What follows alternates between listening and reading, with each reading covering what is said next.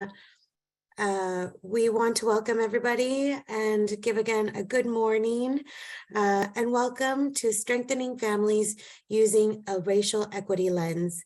This is an important conversation with Dr. Jessica Pryce to discuss the crucial role that child welfare workers play in dismantling racist systems. To begin, we want to recognize the land as an expression of gratitude and appreciation to those whose territory you reside on, and as a way of honoring the Indigenous people who have been living and working on the land from time immemorial. It is important to comprehend the long-standing history that has brought you to reside on the land and to seek to understand your place within that history. This is why we have provided you via the Padlet platform with an interactive link to map out the native land of which you stand on. The recent events of our country have created an unprecedented socio-political context in which systematic racism has become a subject of mainstream public discourse. There seems to be a global awakening towards racial justice. This context requires a reckoning of how the problems of racism, marginalization, and injustice routinely manifest in our systems of care. This is why we are here today, to continue to create for courageous conversations. We thank you and invite your participation in today's space. This event was created by the African American Disproportionality in Child Welfare Work Group. For the last year, this group has been working together across universities and the state to address the issues of disproportionality and disparity within the child welfare system, focused on creating and curating content for CalSWEC Title IV-E curriculum and training that centers around the experiences of African American families and communities.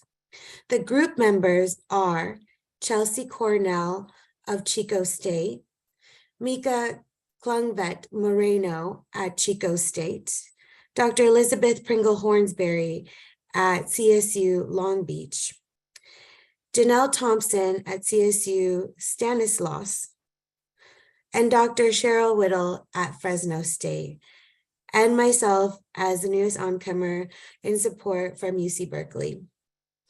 Additionally, we do have some general housekeeping notes.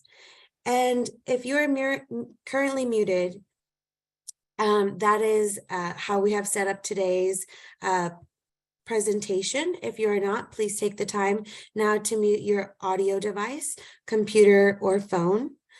And although it is encouraged, you are not required to have an active camera for this meeting. To disable or enable your camera, please locate the camera icon next to the microphone near the bottom of your left-hand screen. We will ask that for the afternoon session, you try to be as interactive as possible, and we will break into smaller groups for a rich dialogue. If you would like to speak, to respond to a question or comment, please assure that you're utilizing the Q&A portion feature for today's morning presentation. And I will be assisting Dr. Pryce in reading out your questions. Lastly, we will be recording this morning's session for those who are not able to join us today. However, this afternoon session will not be recorded to encourage open discussions. And with that, I will now hand it over to Dr. Cheryl Whittle of CSU Fresno to introduce Dr. Pryce. Thank you. I just want to point out that Dr. Pryce's full bio can be found on the Padlet under her picture. I'm going to briefly share some highlights from her bio. Dr. Pryce is an assistant professor at Florida State University. For over 12 years, she has been involved at multiple angles of child welfare, working in direct practice, teaching, training, policy, and conducting research. She has published on child welfare related topics, which have included training, education, racial disparity, and anti-poverty practices. She's also presented both nationally and internationally. She also conducted and presented a TED Talk on implicit racial bias in decision-making, which has since been viewed over 1.3 million times. Her paramount goal includes rebuilding and leading a child welfare system that focuses on strengthening families instead of pulling them apart. And with that, I'd like to go ahead and introduce Dr. Jessica Pryce. Thank you so much. I will do the best I can over the next couple of hours to live up to that bio. I feel like bios always sound so amazing, but I'm so glad to be with you all. Happy New Year. I don't know how long in the year we can keep saying that, but I do hope it's been a happy one for each and every one of you. I'm looking forward to today. I've divided up my lecture into 2 different parts. So I'll do sort of part 1, and then we'll stop and take a beat and do some questions. And then I'll load up part 2 after you get a break. So we don't want to completely overload you. So you will certainly get a break. I'm going to go ahead and queue up my slides. Bear with me. I have several screens going, so I want to make sure you can see everything as clearly as possible.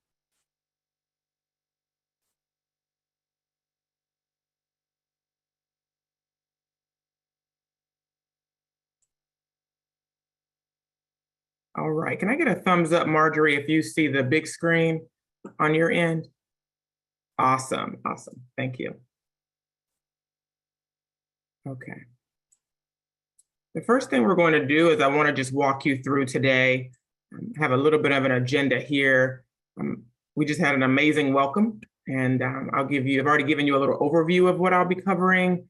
The first part of the lecture will be about history, data, policy. So if anyone's a policy wonk, really into history, this will be your jam. And then we'll do a break, and then we're going to really talk about the power dynamics in the system, the privilege that we have in this work that we do, and really the mindset shift that it's really going to take if we're going to really transform the sort of system that many of you might already work in and some of you may eventually work in. And then we'll do sort of a full group debrief and Q&A before we wrap everything up.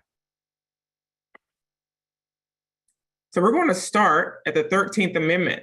When it was ratified, it abolished slavery, an amazing landmark thing for this country. But the important thing that I want to elucidate based on this fact is that shortly after slavery was abolished, things were still going on, things called Black codes, Black laws, and eventually Jim Crow. As many of you know, Black codes and Black laws were laws that remained even when slavery was abolished that only pertained to African-American people. So innocuous things like, I guess we would say homelessness. During that time, the word really described it as pauperism. If you were homeless during that time and you were African-American, you were immediately apprehended and placed on a labor camp for little to no wages. If you were to go to a restaurant, entering the wrong entrance, things of that nature, there were still Black codes and Black laws that ostracized and marginalized Black people. And the important part is, although slavery was abolished, we have to think about the systemic things that continue to ostracize families. And I want you to consider that as we talk about child welfare, because there have been some sweeping child welfare policy that we're going to talk about. But what about those things that somewhat go unseen, even though we have these really big policies that we really have to demystify, right? So the Black codes and the Black laws were really the foundation of Jim Crow. Now, Jim Crow is a colloquial term. What it's really signifying is there was this idea of separate but equal, right? We want to keep people segregated and separate. So during the Jim Crow era that went into, as many of you know, 1968, there was this separatism where you couldn't go into certain entrances. The child welfare system started to become a thing during this time. So you probably can imagine how things were segregated for kids that needed help and families that were suffering. That led into this dual track delivery system historically, where if a family was in need, or if youth were being harmed in some way, they didn't go through the traditional child welfare system because they just couldn't.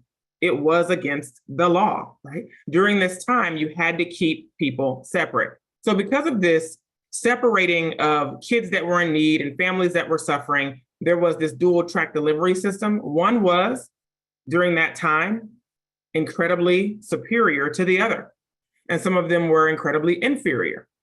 W.E.B. Du Bois did an orphanage study. If you were to look that up, he and his social science students went into orphanages and child welfare systems during that era.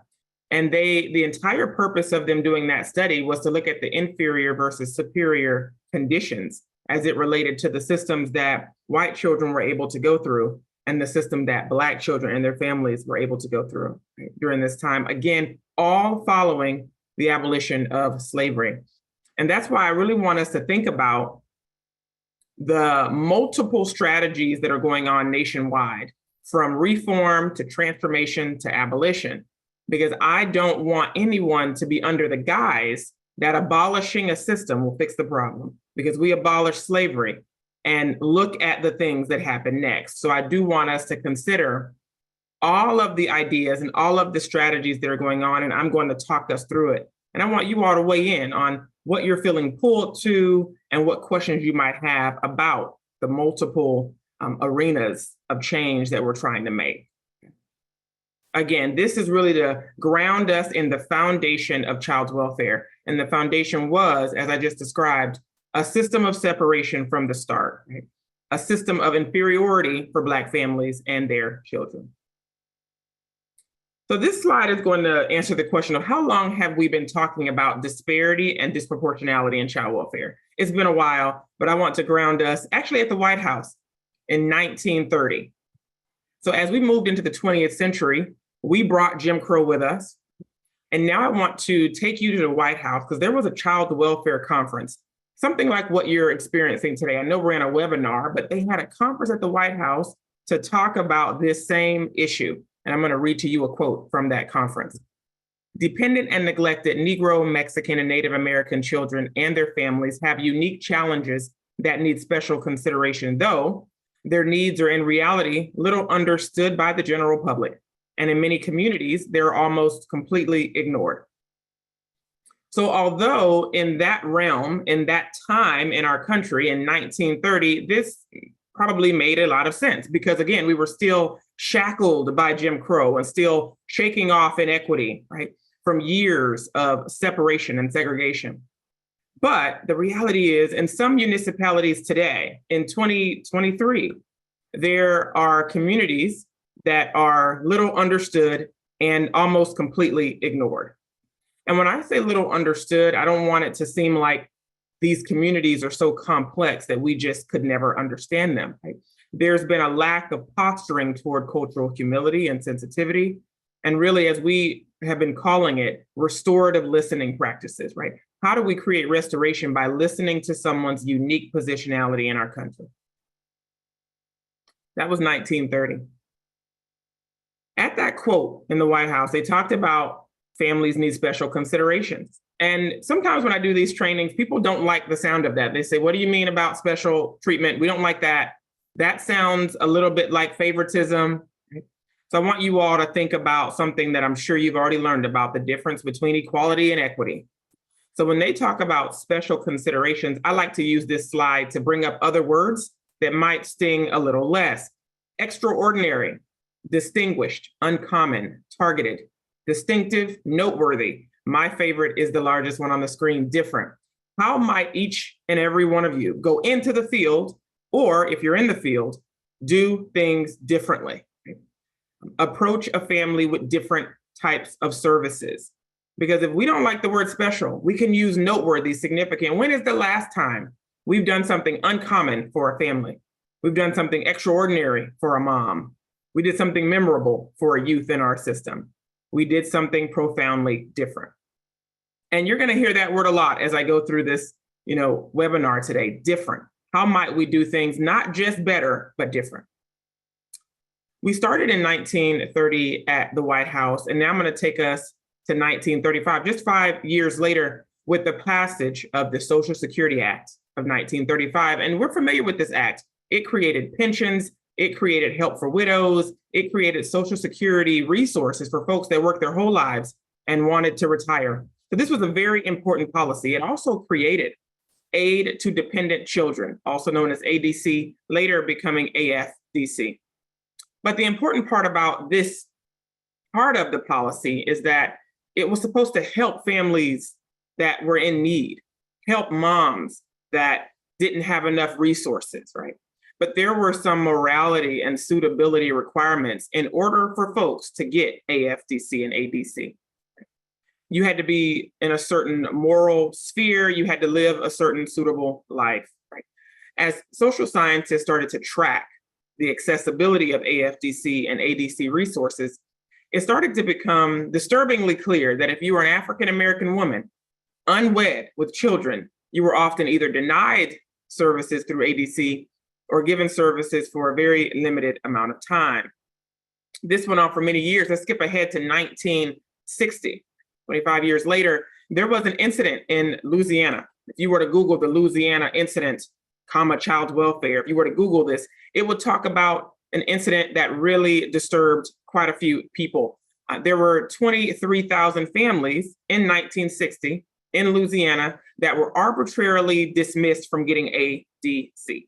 Families that were depending on this resource, helping their families survive during this time, all of a sudden lost their resources, all of a sudden lost this monetary resource that their family was depending on. And Arthur Fleming, he was the secretary during this time of the Department of Health and Human Services. He was shocked and appalled like the rest of his staff. So he, well-intentioned, decided to create the Fleming Rule. And again, I want you to pay attention to that term, well-intentioned, because I believe he thought he was doing the very best he can. So he created the Fleming Rule, and the Fleming Rule had two components, because Arthur Fleming said you can't just simply take away someone's monetary resources because they're not living a moral life, because that was the reasoning of completely pulling the rug from under 23,000 families. And he said you just can't do that. That wasn't the first time it had happened either. It also happened the year prior, in 1959, in my home state of Florida, where 14,000 families, because they weren't moral enough, lost their ADC benefits. And over 90% of those families were African-American. So Arthur Fleming said, I want you to do two things now from this point going forward. The first rule is, if a family is unsuitable, provide services. And that was the terminology they used. If this family is unsuitable, if it's not moral, then before you take away their services, provide help. That's fair enough, right? But the second rule is, if the family continues to be unsuitable, if you've tried to help this family, remove the child and place them elsewhere. We call that placing in the state custody, foster care, perhaps group homes, maybe even kinship care. So these folks were saying, try to help this unsuitable family. If that doesn't work, take the child out of the home. This well-intentioned rule created the cornerstone of family separation. When people start to ask themselves today, how did we become a system that needed to separate a family in order to help them? We try to tell people to go back to 1960 when Arthur Fleming said, we have got to do something better than what we're doing. We can't just take away resources from families. So as you go into the field, as you think about the changes that child welfare needs, I want you to keep in mind that these were stemming from well-intentioned policies that created a ripple effect, right? Habits of our system, separating a family and then trying to figure out how to help them. I tend to tell people that we've created an impossible scenario. We require child welfare professionals to help a family they pulled apart. And that's a tall order for anybody. We're going to skip ahead to 1974, another policy, the Child Abuse Prevention and Treatment Act, right? We usually call it CAPTA. So CAPTA came about because ADC and AFDC were really to help families that needed monetary help. They didn't have enough resources. They were struggling. CAPTA came about because there were questions of what is abuse? What does that even mean? So CAPTA brought definitions, and CAPTA also brought mandatory reporting. So this was a very big policy for child welfare. among other things, I want to draw attention to Parents Anonymous. Many of you are familiar with Parents Anonymous. It was once called Mothers Anonymous when it was founded by Jolly K in 1967. So the important thing to talk about with Parents Anonymous is Jolly K created Parents Anonymous because she was abusing her child. And she said that I want to create a support group that was focused on prevention for parents that are abusing their kids. Jolly K wanted to model this group after, we know it as Alcoholics Anonymous, Narcotics Anonymous, this group of folks that come together to really hold themselves accountable, really. When you think about Alcoholics Anonymous, Narcotics Anonymous, a lot of the core beliefs are you really need to change yourself and how you approach this phenomenon, whether it's substance abuse, alcoholism, or child abuse. Now, a lot of scientists have, debunked the thought that alcoholism and substance abuse is an innately personalized, sort of thing. It's a medical model focused on disease. This is a disease. Addiction is a disease. So they're focused on how might we figure out a holistic way to address these things. Jolly K actually believed that as a parent, you were the reason this abuse is happening, right? So Jolly K really rose to fame during this era. And in 1974, Parents Anonymous was written into CAPTA, which is why it's important to think about how CAPTA really propelled Parents Anonymous forward to over 1,000 chapters. It was a majority white-led group with less than 10% of minority parents across the country. I want to draw attention to the core beliefs of Parents Anonymous because as we think about how we posture ourselves toward parents, it might reveal why we treat them the way we treat them. So the core beliefs of Parents Anonymous was the problem is the abuser. If you're abusing your child, it is something that you are the sole reason for. She did not believe that child abuse was at all connected to poverty. She felt that there was an omnipresence of abuse and all abuse was equal, from emotional abuse to mental injury to physical abuse. She believed that with the right amount of psychological growth, personal development, self-fulfillment, you could stop abusing your child. The root cause of all child abuse to Jolly K was your childhood. Again, she didn't believe there was any connection to social, environmental, or external factors. She actively refuted, publicly lauded that poverty, social, and racial disadvantage had nothing to do with child maltreatment, child abuse, child neglect. So Jolly K, as you can see, really felt that this idea of what external things were happening, what systemic things were happening, to her, it just wasn't the case. She testified in front of Congress. She led meetings at the White House. She was on the cover of Time magazine. There were not many people that were against Jolly K during this time. There was a very influential senator that backed her, got her written into CAPTA, funded her across this country to talk about parents in this way. Now, it has been largely, as many of you know, it's been largely debunked thanks to science and linking a lot of neglect, a lot of substance misuse, a lot of mental health inaccessibility. Science has linked a lot of child maltreatment to external factors. But what is interesting about Parents Anonymous is when you think about case planning right now in child welfare, when you think about what parents go through when they enter this system, it really, really seems like we pathologize parents, and so did Jolly K.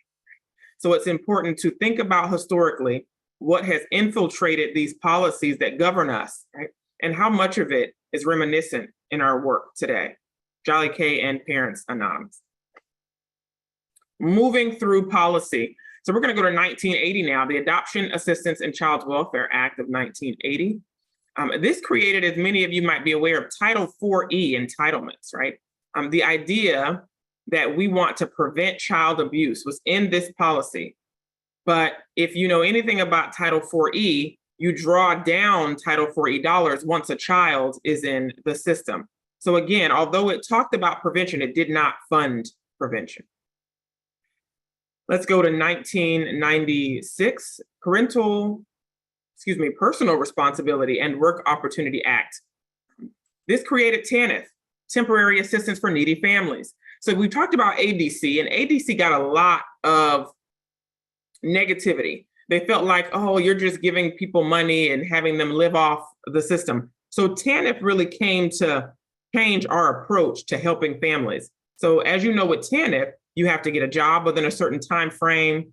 And then once you get your job, you can't get those certain benefits. A lot of folks don't also realize that with TANF, if you have TANF benefits with your first child, you're not exactly eligible when you have another baby. So I think people thought TANF came to really rectify the issues with ADC, but it came with this strong arm of, we're going to help you if you get a job. Now, is anything wrong with working? Not inherently, but I also think it's important that we think about low wages, the inequity within jobs, right? The fact that a lot of mothers, perhaps even fathers, had to decide to get a low-paying job or to try to live off TANF in order to operate their homes. These decisions aren't easily discussed or aren't easily illuminated when they pass down policies like this. Someone asked the question of, isn't that interesting, the Personal Responsibility Act, right? That terminology in and of itself is really reminiscent of this idea of this is your personal responsibility. And that also connects to Parents Anonymous, because that is exactly what Jolly K believed. Let's scoot over to 1997, ASFA, the Adoption and Safe Families Act. Well-intentioned people created ASFA because kids were what?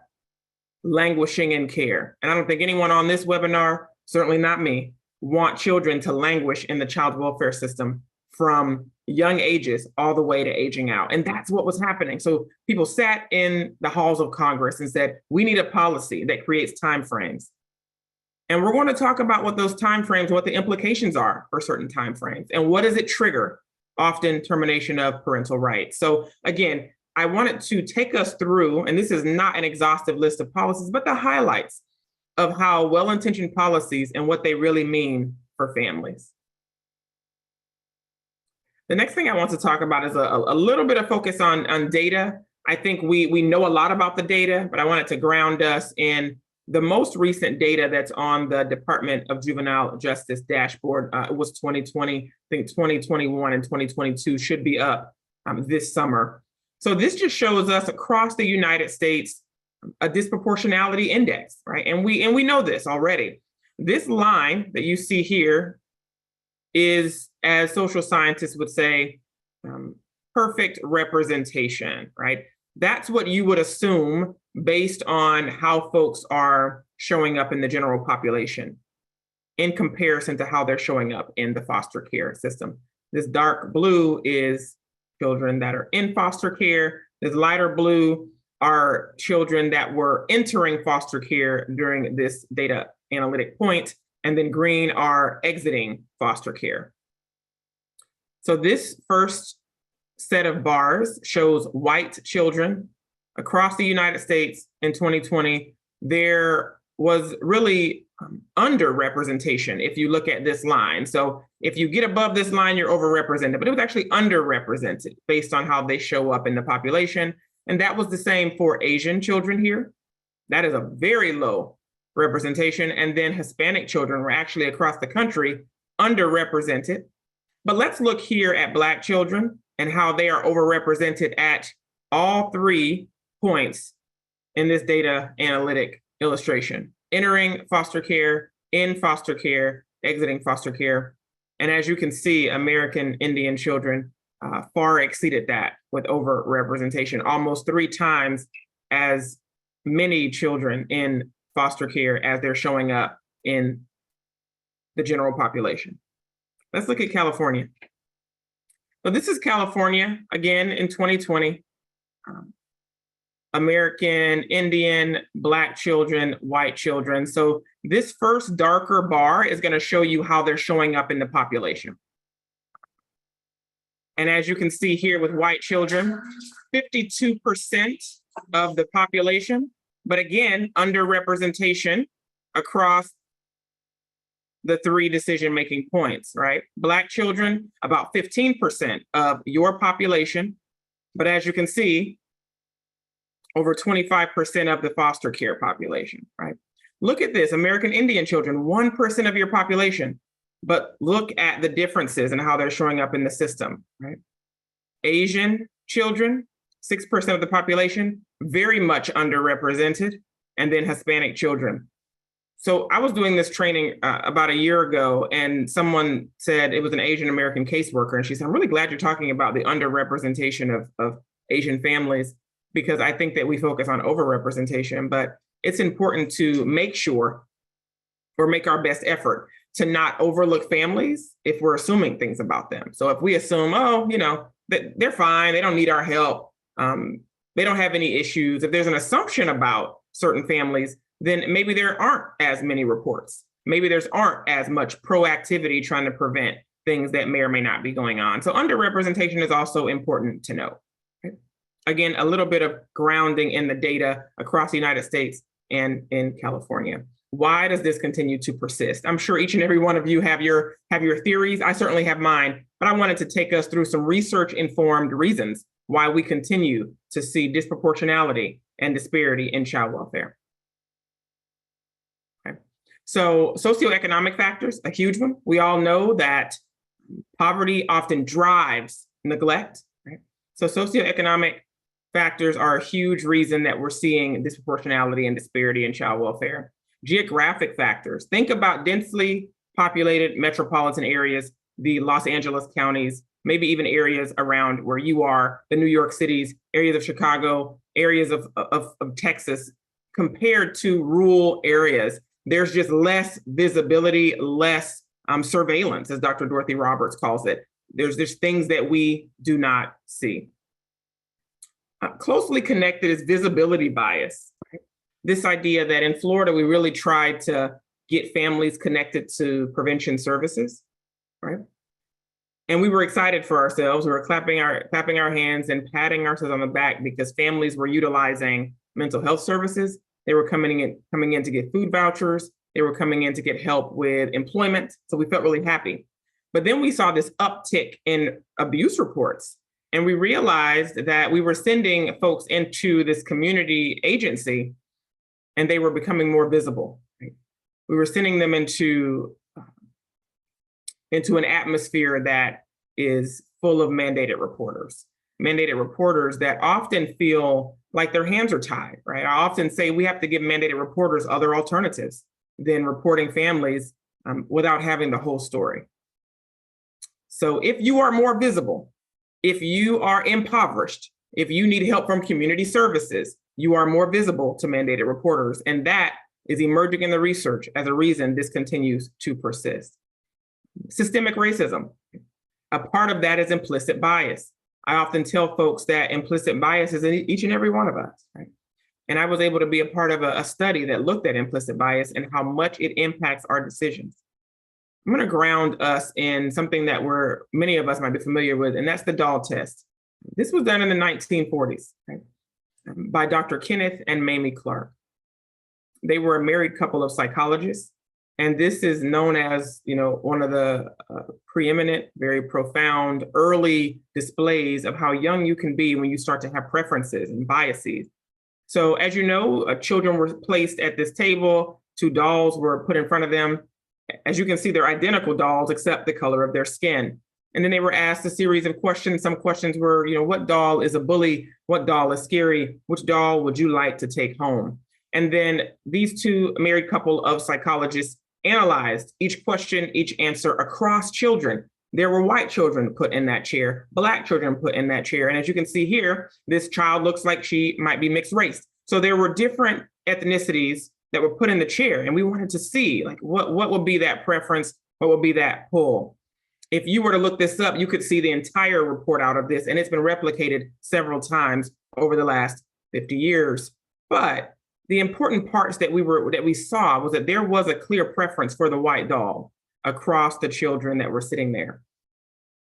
If we were to say which doll is pretty, which doll do you want to take home, which doll is nice, they gravitated to the white doll. Right? Which doll is scary? Which doll is a bully? Which doll is mean? Which doll do you not want to take? They gravitated to the Black doll. Again, I tell people When we talk about implicit bias, it makes folks uncomfortable. But when I talk about the dog test, I tell people, I don't think anyone was upset with that child. I know I'm not. Because when we think about implicit bias, we vilify the bias, not the person. At least that's the way I do it. And I believe that's what Doctors Clark were trying to illuminate. How young you can be when you start to have these biases. If you can be a 5 or 6-year-old child, you can certainly be a full adult that is educated and trained to work in the child welfare system. It's just not possible based on science that you can say you have no biases as it relates to whether it's ethnicity, whether it's economic stratification, and we'll talk about how you can be biased toward a lot of other things in addition to race. The doll test.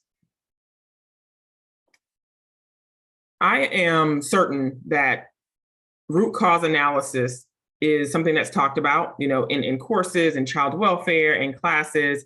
And I talk about it a little bit differently in child welfare, right? Root cause analysis could be a scientific statistical test as you try to do analyses.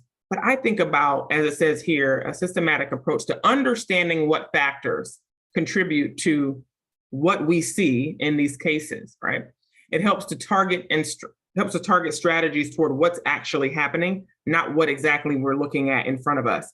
As you can see the illustration, the weeds on the top are the easy and obvious things.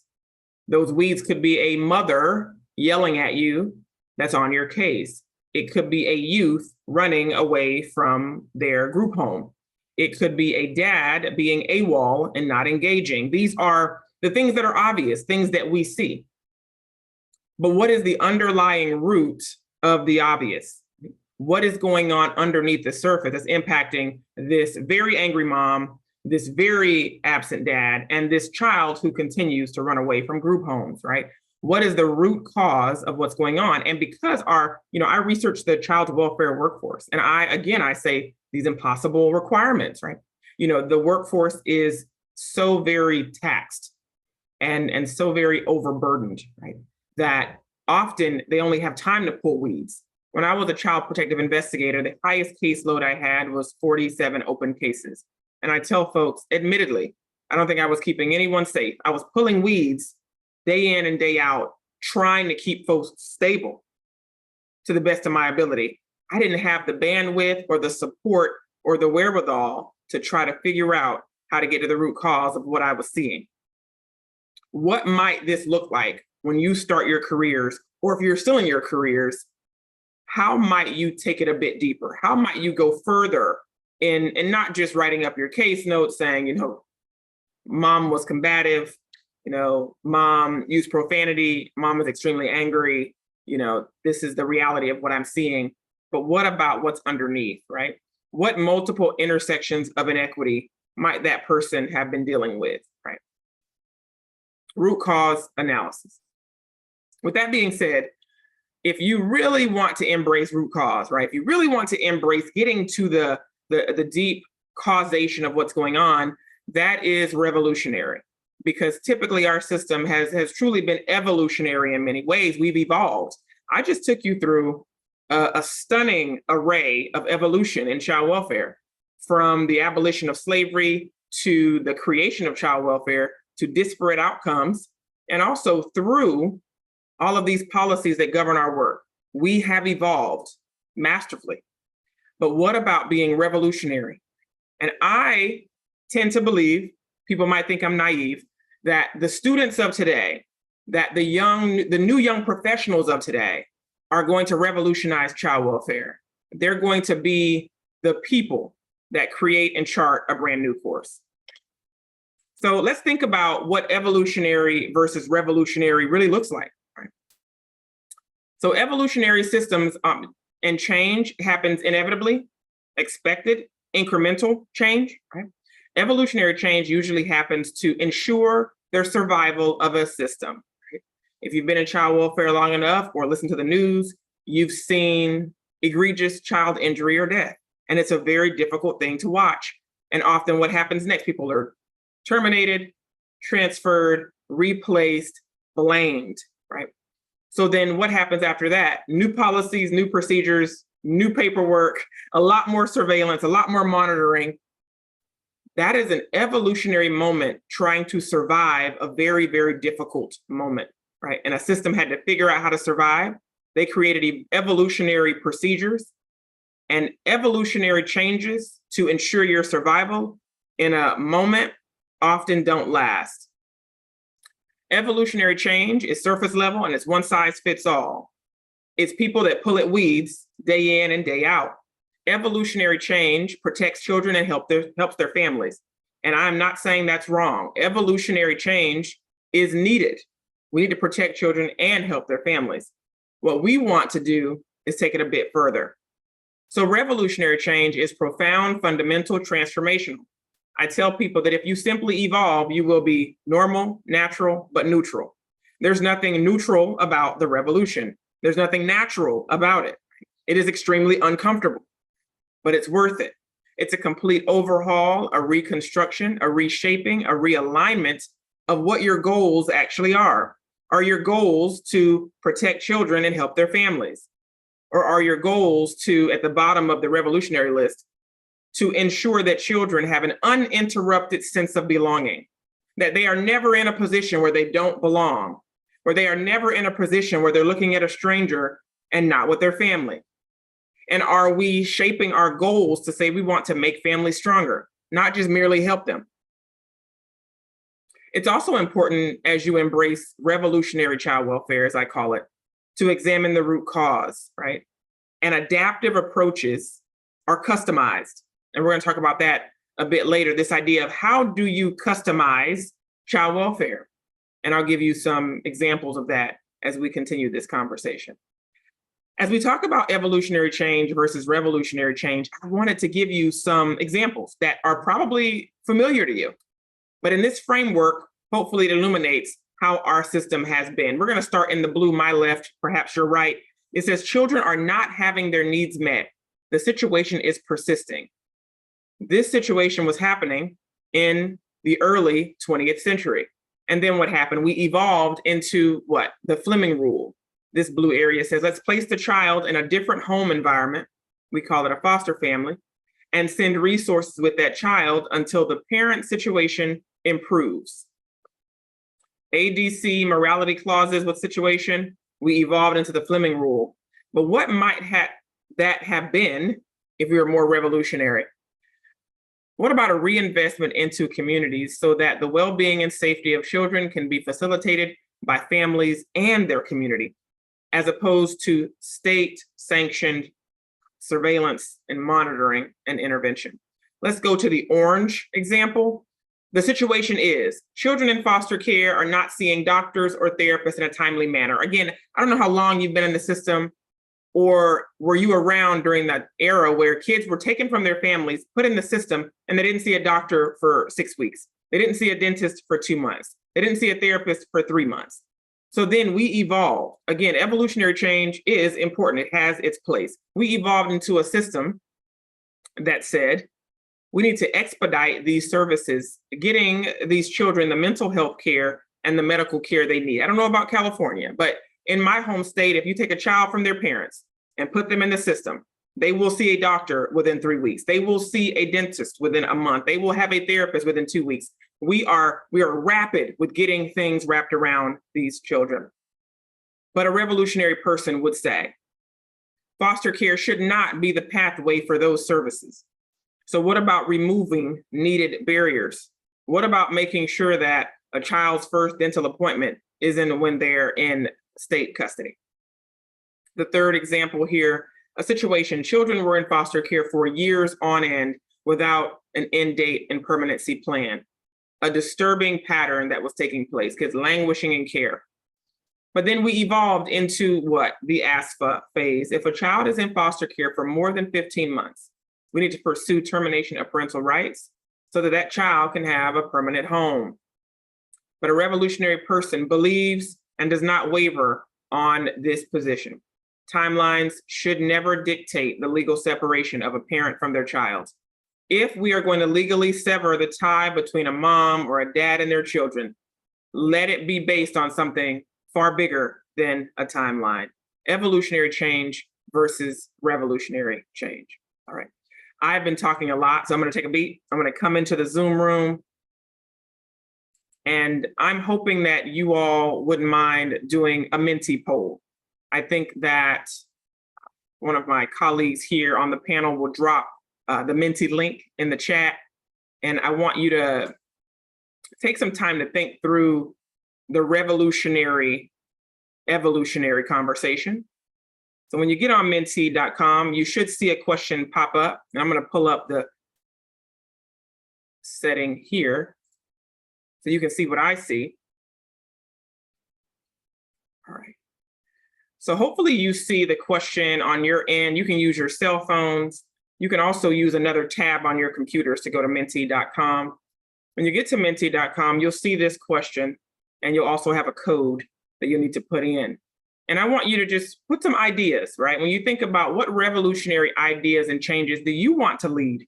Because we're looking to you as the leaders of this. So what are some ideas, changes that you want to see made? We'll take a few minutes. I know this might take a couple minutes to log on and also think through.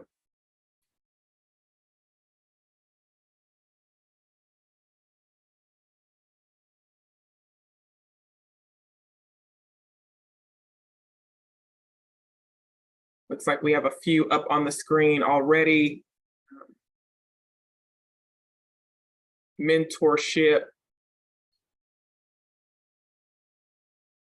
Abolish group homes. Now that would be revolutionary. Wow.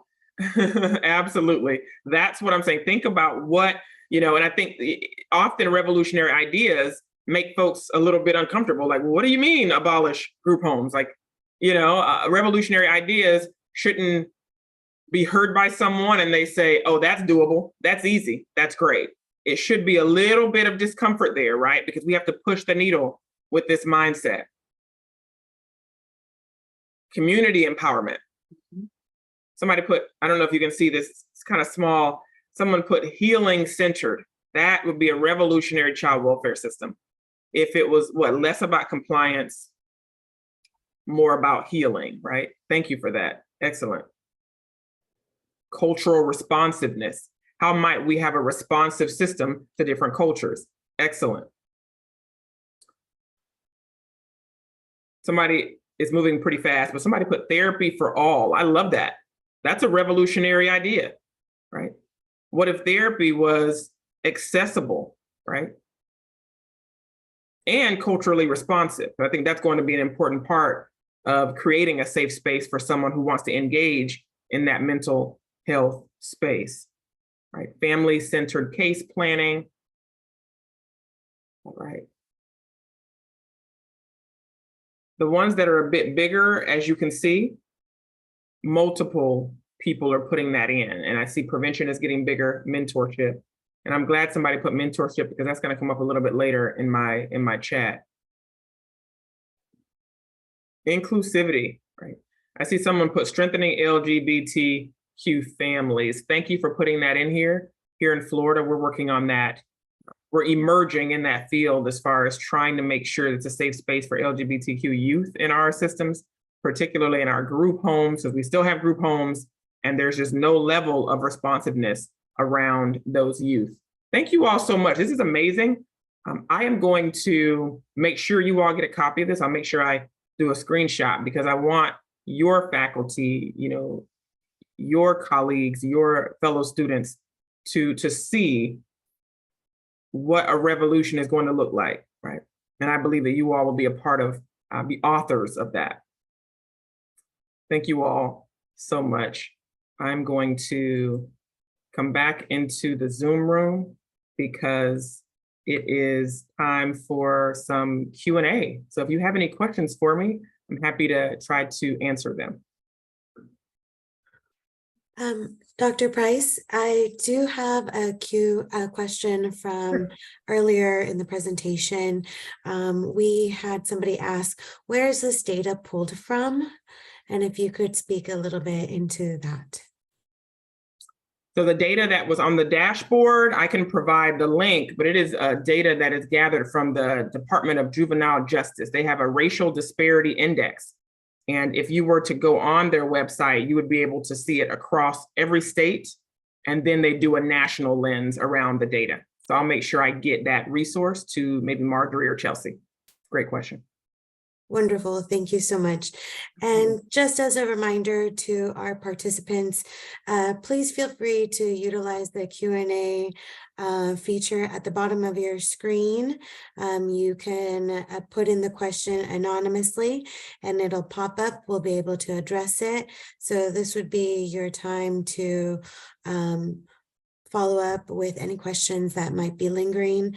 And as Dr. Pryce mentioned, we will follow up after this presentation with additional information and resources from today's presentation. You can also find a lot of it on the Padlet, and it looks like we do have a question coming in now.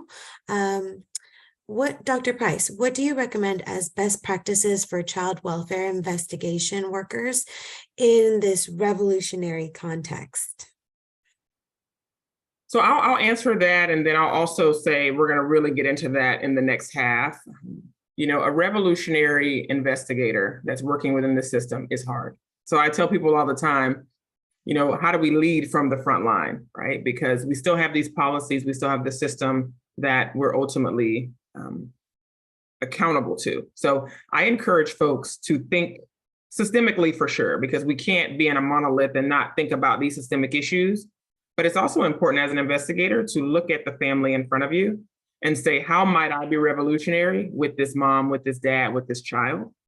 Even if the system is not there yet, because as we know, it's not, I want to encourage investigators and case managers and other, you know, community partners to, as we're getting there, as we're evolving, you can be a revolutionary with the person you're looking at, with the person you're talking to, right?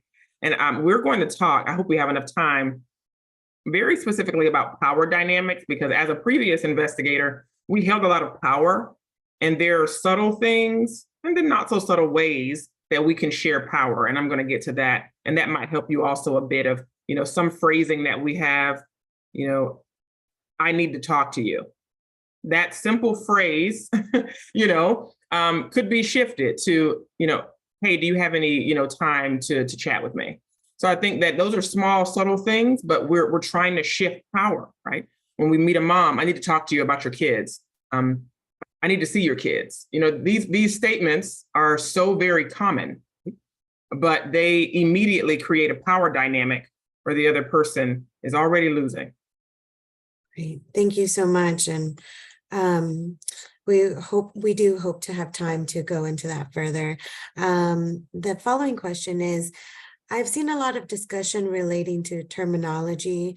Is African American the appropriate term, or is it okay to state Black? I see both being used interchangeably in research. So in general, yes, both of them are used interchangeably and both of them are fine to use. But I will say that there are some people that prefer to be, you know, identified as one or the other. And I would just say if someone makes their preference known or, you know, makes their identity really clear, then I would go with that. And I'm going to give you an example of something I had to learn. I was doing a keynote or a workshop about a year and a half ago, and I believe I used the term Hispanic.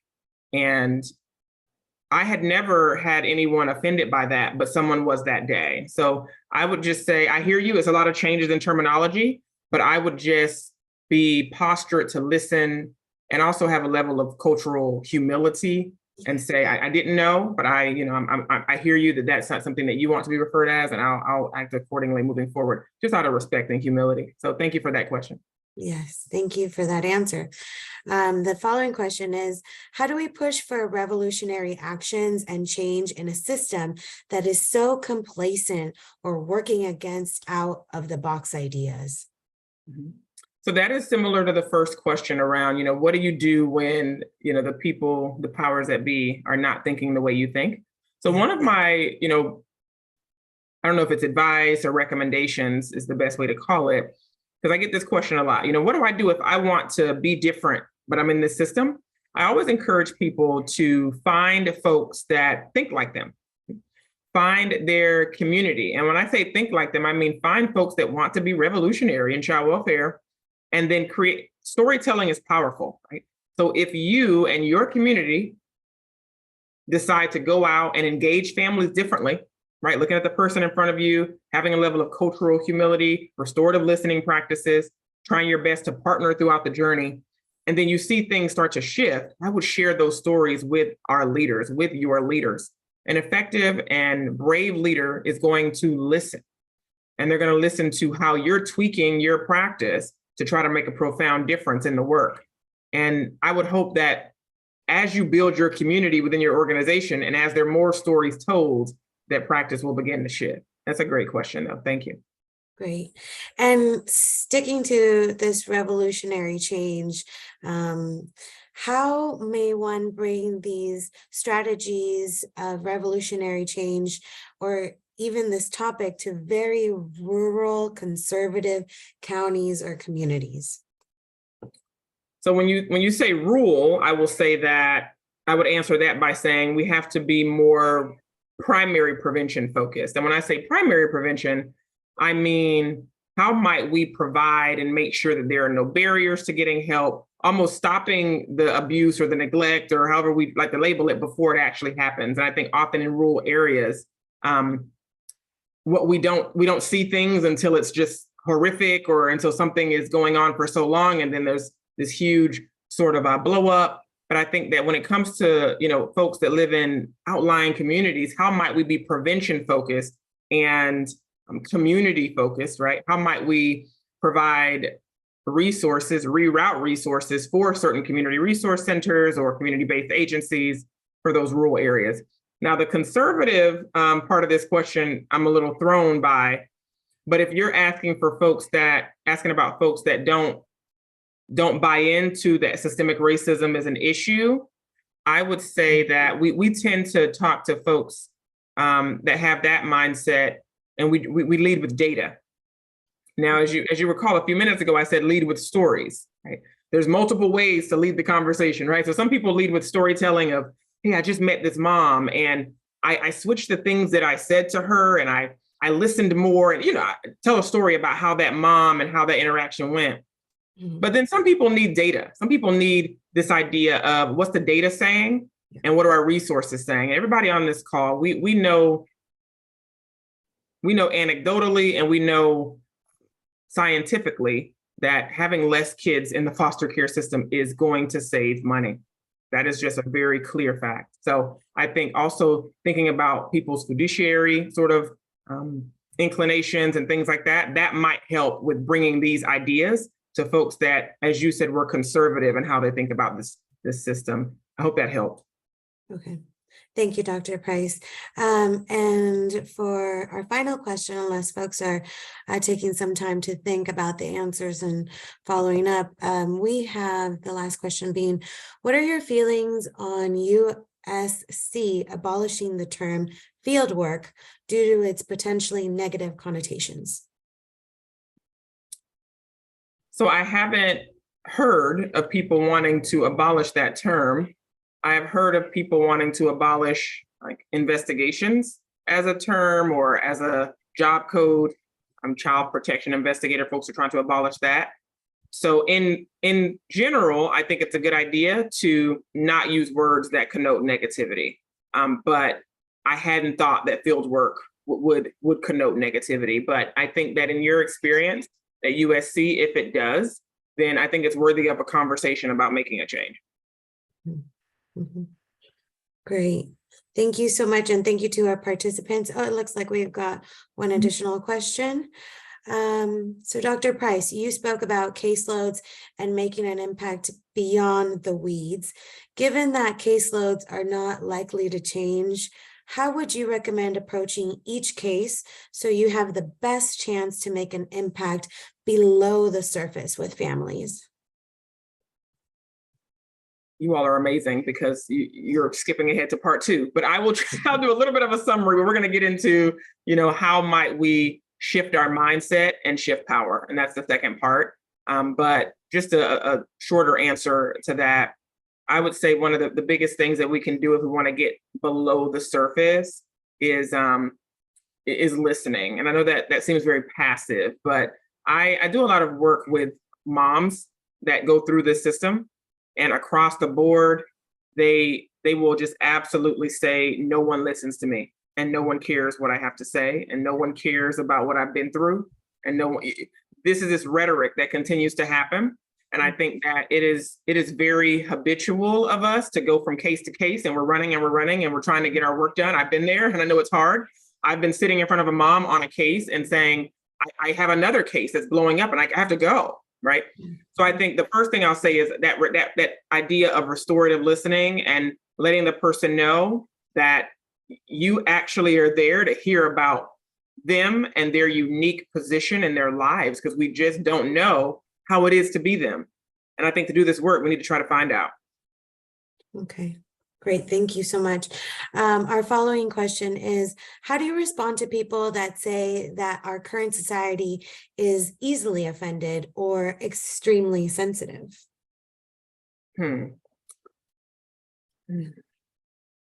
going to go back to what I just said, that it's just, you just don't know someone's unique position and how it feels to be them. So I'm not of that mindset that people are overly sensitive. So I'm not a person who says, oh, everyone's offended. I'm a person who just tries to, think that because of their unique position and because of their experience in their lives, this is either a trigger or it's a jab, even if I didn't intend it to be a jab. So I would say that for folks that say people are overly sensitive and getting offended by everything, I think that they have a position of privilege, and maybe they're not really thinking through that in a way that would really lay down some of their privilege. And I think a lot of us have to do that. Mm-hmm. Yeah, it's that humility that you talked about earlier, right? And then our next, I think this is a sort of a broader question, and Dr. Pryce, maybe you can answer, but I also think this would be a great group question for the afternoon. Is there a Facebook group or a group me chat for social workers who want to work together to bring ideas toward being revolutionary in the system? No, but if you start one, can you add me, please? I'd like to be a part of that. That's a good question. Great. Okay. I think someone raised their hands, Marjorie, if you could see. I couldn't tell who it was though. I think that it was raised, but then they might have just put the question into the chat. Yeah. I want to forget somebody. Right. Okay. Our following question is, instead of utilizing the 15-month timeline that ASFA has, what's a better guideline of when a child should exit the system / finding permanency for the child? Yeah, so it's not an easy question, but I will let you know, which maybe some of you are familiar with this. When ASFA was being written, there was really no basis for that timeline. Some people said 5 months. Some people said 25 months. And then they said, let's meet in the middle. So it was very nebulous, and very, it wasn't a systematic of why 15 months, why is this important, what. And I think that it should have been. So to your question, I think that if there's going to be a time frame, there needs to be a discussion about what recovery and healing looks like for a human being, and how that connects to a time frame, if there needs to be a time frame. So if I were writing ASFA, which no one's asked me to, I would say if there's a 15-month time frame, then it doesn't trigger termination. I think it should trigger doing exhaustive efforts to reunite that child with their family, even if it's not their nuclear family. So I think that should trigger, okay, we're at 15 months, this child's in foster care, we need to get them out of foster care, then let's try to get them embedded back in some sort of family environment, a family that they're connected to. So I don't know if that helps a bit, but I just want people to realize that the 15-month time frame that we are guided by, there wasn't a very thoughtful approach to that number. And I think if you're going to terminate parental rights, a lot of thought should go into why. Great. Thank you. And Dr. Pryce, we do have 2 more questions, and they're pretty great ones. So the next one is, can you share more of your thoughts about when you said that abolition won't fix the problem? You gave the example of abolition of slavery, and I never connected / thought of that. So there are folks around the country that are advocating for abolishing child welfare. And they actually are very, very inspiring to me. And they're my colleagues. I really respect them a lot. And so I will just say, for me and my professional posture relating to child welfare, I think that it's important to know that there have been things abolished in our country. And after they were abolished, marginalized families of color were still victimized. So I just want to, I always like to draw attention, especially when I'm in front of students or young professionals or actually, you know, folks that are teaching students.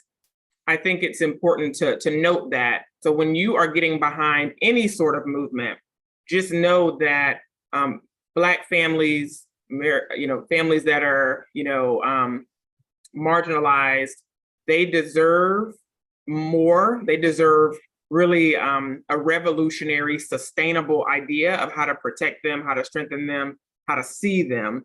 And I think that's why I made that comment. And I really opened that comment up for you all to really think through. So what does abolishing child welfare mean for Black families after it happens? Like if it were to happen, I think that it's time for us to say, so what does it look on the other side of that?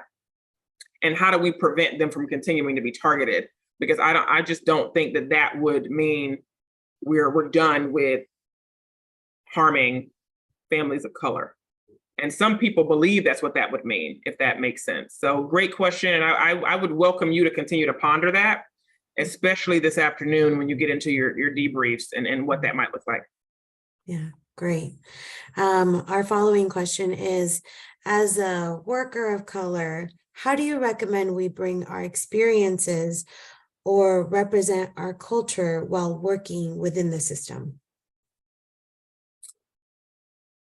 That's a really good question. I get a lot of questions from Black workers around how to talk about systemic racism to their colleagues. And what I'm interpreting from your question is, how do you even show up as who you are and your uniqueness?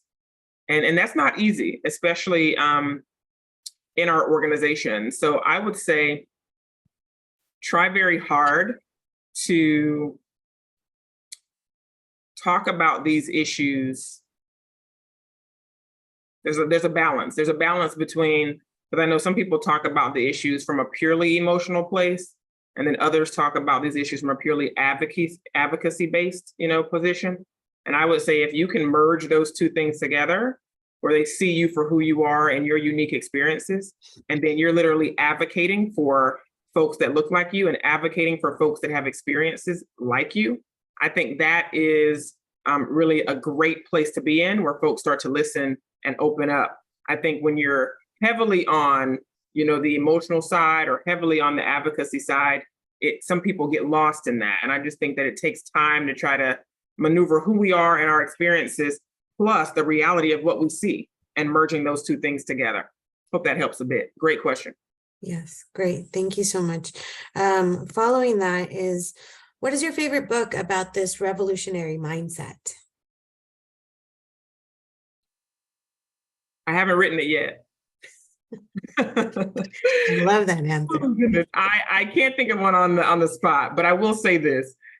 People have asked me for my reading list, and I am happy to share it. So I will send a reading list of books that have really impacted not only my work, but impacted my position on the revolution. So I will make sure I provide that for you, Marjorie. Oh, I would love that. Yes. And okay, we have two more following questions. How can we navigate high caseloads?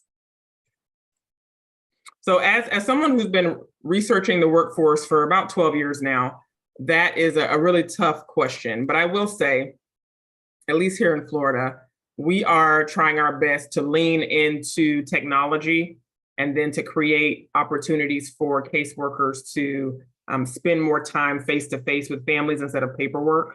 So that's been helping us create a different sort of workload.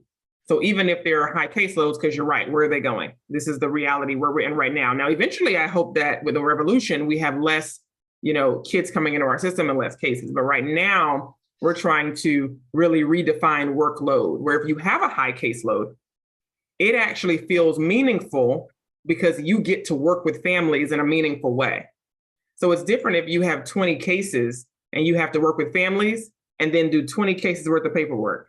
Here in Florida, we're trying to say, if you must have 20 cases, how do we equip a small group of professionals that are doing your paperwork and helping you pull, things down from the system, and also preparing case petitions and court hearings and things like that. Again, just one strategy we're using in Florida because we haven't figured out as a system how to really slow down the number of cases we're getting in. And that's a whole discussion around mandated reporting, but we're going to have this, in the next half. But at this point, with caseload so high, I think we have to think differently about workload. Okay. All right. And I just want to do a quick time check, Dr. Pryce. We have about 2 more questions. Sure. Okay. So the following question is, what kind of help can a new social worker who comes into an agency where others experiencing employees appear to be experiencing compassion fatigue, for example, excess use of dark humor? I'm going to need you to repeat the question. Sorry. Okay. What kind of help can a new social worker receive who comes into an agency where others experienced employees appear to be experiencing compassion fatigue, for example, excess use of dark humor? So what can we do for a new worker who sounds like they're not used to that sort of way? Because that's a coping mechanism, I'm assuming, dark humor, or, if you have compassion fatigue, you're trying to cope in that way.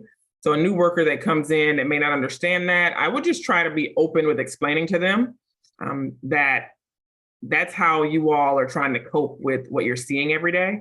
I had colleagues like that when I was in the field, where they would make certain jokes, and I would hear it and think, well, why would they say that? But then they would tell me, like, we've been doing this for 10 years and this is how we get through. So I started to really understand that was sort of their way of coping, and trying not to be as judgmental with that coping mechanism. Hope that helps a bit, but I have had folks that I know who use that way to cope.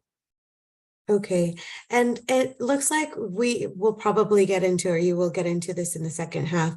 But there is a question on the LA DCFS blind removal program, but that could be also a good segue into the next portion, or if you want to address that.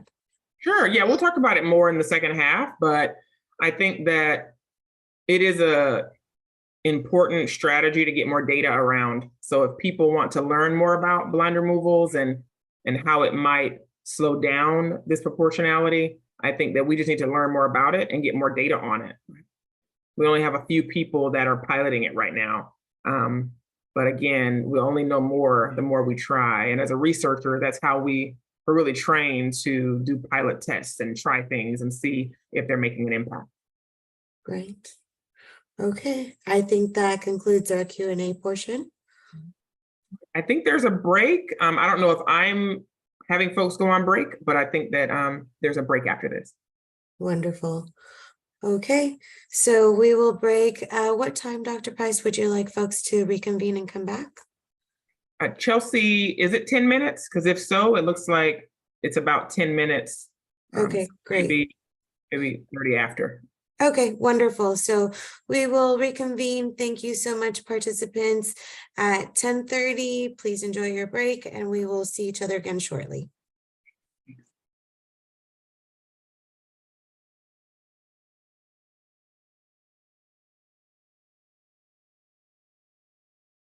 Marjorie, is there any sort of housekeeping, or should I just start back up? Let me just quickly read the comment that was left sort of as a segue from transitioning from our Q&A. It was just a thank you for bringing up that in Florida, how Florida is addressing and bringing up aid to help workers to manage their cases. The expectation is that case managers do everything: paperwork, placement, court reports, etc. And the culture is that it is important for case managers to deal with every aspect of the case on their own. So, just a gratitude and a thank you for, spotlighting models and ways to support our caseworkers. So thank you again, Dr. Pryce, for the Q&A portion. And I think we can just move on to the second half now. Okay, great. Thank you all so much for that Q&A and debriefing. It was excellent. I mean, when the questions are coming through like that, I know you're thinking a lot, so that's always good. Marjorie, can I get a thumbs up? Can you see the full screen right now? Okay, awesome. Just want to make sure. All right. So as I was alluding to earlier, I really wanted to talk about power. Right? So in this field, we have a lot of power, even if in our personal lives, when we're not at work, we may not have as much power. So I think there's this personal level of power and then professional power. So we're going to deconstruct it together. So some power dynamics in child welfare. One of the biggest power dynamics in child welfare and in other areas too, in the juvenile justice system, in the adult criminal justice system, in systems period, is this hierarchy and an imbalance. They use sort of reward and coercion to get folks to do what they need to do. And if we continue to use those things, there are going to be some patterns of behavior that we're going to talk about today. So when I was in the field, I would hear people say to a mom or a dad, or if you do X, Y, and Z, we'll work on, setting up visitation. A seemingly innocuous instruction is really us saying, if you do this, you get this. We're rewarding behavior. But there are also folks that say, well, if you don't come to this meeting, then we're doing that. So it's the opposite of that. If you don't do X, Y, and Z, we're not going to pursue reunification, or there's this dangling of, again, a reward or a punishment, coercing them to comply. And again, if we continue to do that as a system, these subjugated populations are going to either conform, fight, or flight. These are some natural, normal patterns that are showing up in power theory, right? When you look at power theory and you start to test power theory, this is scientific, right? Where we're looking at, this is what's going to continue to happen. So conformity, as we all know, is adherence, right?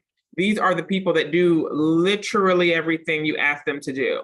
And maybe you're thinking, I don't have anybody like that, but I'm sure you have at least one. I've had some clients, where they just do everything. They're saying, I want to get done with this process and I'm going to get through everything really, really fast and not say much about it, right? And, some caseworkers tell me, well, isn't that great? We want them to do what we ask. But the implications of sort of this check in a box mentality is that they're not fully, first of all, they're not buying into this case plan. They're not buying into any of these tasks. So there's likely not sustainable differences going to happen within that person's life.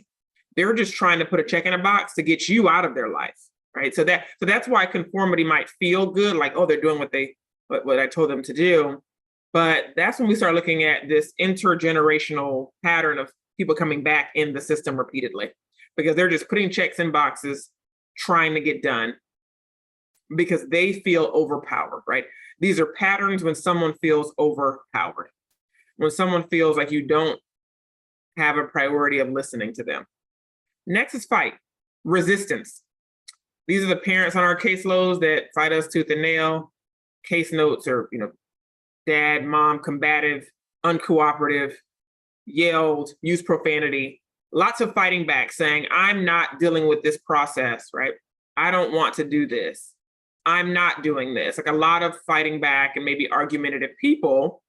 And that could be a response to constantly feeling dominated by systems.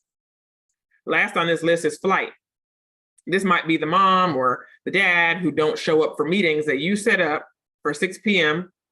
during the week, right? This might be a mom that skips out on a court hearing. This might be a dad that doesn't show up to visit his own children. This is not an excuse. It's an explanation of if someone is constantly dominated by a system that doesn't care to listen, doesn't care to humanize them, then these three reactions, patterns, responses are going to undeniably show up. And I like to ask professionals in the field, if we keep seeing these sorts of responses, instead of villainizing these people, how about we look at the system's approach to this family and how might we adjust it? So I want you to think about these patterns of responses. And if you could still go back to that same mentee, Jessica or Marjorie, I don't know if you want to redrop it in the chat if it's not readily available, but we're going to go back to that same mentee poll.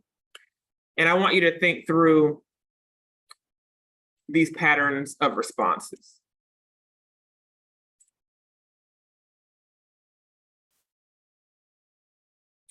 When you get to mentee.com and put that same code in, you can make your way over there. I'm going to stop sharing and then pull up the mentee so we can see it together.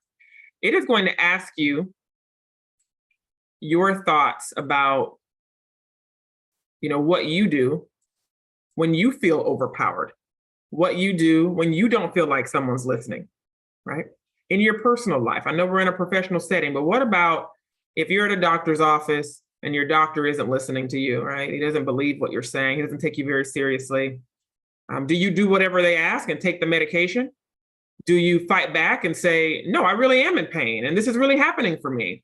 Or do you flight the situation and get an entirely new doctor? Like, how do you respond when someone doesn't really care to listen to your point of view? Let's take a few minutes to think through how you personally respond to feeling powerless. Do you conform, fight, or flight? I'm not taking this poll, but if I were, I would be in the conformity category. Unfortunately, or not, let's not be judgmental about our responses, but I would probably conform. I have this mentality of, okay, I don't like this situation. I want to get done with it as soon as possible. I'm going to do what it takes. I'm going to put a check in this box. If you tell me I need 6 weeks of parenting classes, I don't think I need parenting classes, but I'm going to go to parenting classes. Like, I'm just going to get through it. But somebody who fights back says, I don't need parenting. I'm not taking your parenting classes, right? So this is a difference between how do we show up, when somebody's trying to overpower us. So I see on my end, there are some folks still logging in. Please feel free to continue to log in. This will be an active poll. But as we're all seeing here, about 35 people so far are in that same category with me. You're just going to do what it takes to get done with the process. 45 of you, most so far, are saying you fight back. You make your voice heard. And if something doesn't sit well with you, if you feel like doesn't feel fair or just, you're going to make it known, right? And 24 of you, 25 now say, actually, I don't engage at all. Like, I am out of there. I'm not answering your phone calls. I am not answering your emails, right? And I think that this poll, in many ways, tries to really create compassion, for the folks that we work with. To me, compassion is empathy in action, right? To me, empathy is an awareness of someone else and how they might be going through life. But compassion is, okay, how do I respond differently because of what this person has gone through with their life? So we're gonna extend compassion to the parents and the family members on our caseloads, because if we can either conform, fight, or flight, what about other people, right? So it shortens the distance between us and them, right? People that use the term like us, them, othering, there's a long distance between them and their clients. They just feel different. But what if we saw ourselves the same? We're all human. And I personally believe that everyone's doing the best they can within their known capacity, right? And if we go into our work like that, I think we have a lot more empathy and compassion for folks. How do you personally respond to powerlessness? If you haven't taken this poll yet, please do so. It will still be active. I'm going to come back in and pull back up my slides, and we'll continue to deconstruct power theory together. Okay.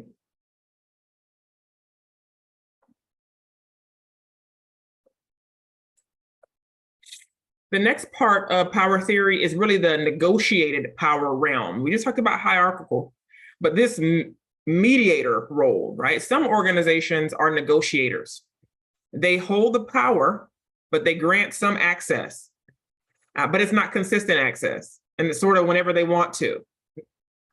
The authority provides the subjugated with certain opportunities to make decisions, but we're still driving this ship. Our hand is still on the helm. So I don't know how many of you are familiar with family group decision-making. And I think some people call it family team conferencing. It probably varies from state to state. So in Florida, we've been using family group decision-making, inviting families to our staffings, right? Our multidisciplinary staffings, where we have investigators, case managers, mom, dad, grandma, community mental health person, family finding. We have the whole gamut of people around a table, and we want to invite them to the table. So the way we did that was we would start our meeting, and mom, dad, they would be sitting out in the lobby. We start our meeting, and then when we were done with our initial meeting, we'd invite them in for 10, 15 minutes, hear them out, grant a little bit of access, and then we would escort them out. We're done with that portion, and we would continue on with the meeting. So we've been really intentional about getting feedback. If we're trying to shift our systems, we need to get feedback on how we're doing. So we ask parents, well, how was that family group decision-making session? Like, how did that go for you? And we started to get this feedback of, it felt like lip service. It felt like you did it just so you could say you did it, but you didn't really mean it to be an avenue of changing your course of action. Right? That is the most profound display of negotiated power that I've got. So if you're trying to figure out, well, what is negotiated power? It's this idea that we're going to drive what happens, but in order to appease you, we're going to negotiate a little bit. We're going to give you a little bit of power. We're going to give you a little bit of talking time at this table. But then once you're gone, we're going to decide what's best for you and your family, right? That is negotiated and reciprocal power dynamics within organizations. As you're thinking through your own organization, I want to give you these 3 pillars. So this is the one that is really about sharing power and trying our best to balance it. I'm not that naive to know that it could always be balanced, right? Even the idea of work-life balance, I don't really use that terminology anymore, right? I use the terminology more harmony, right? How do we have things work together with more synergy, right?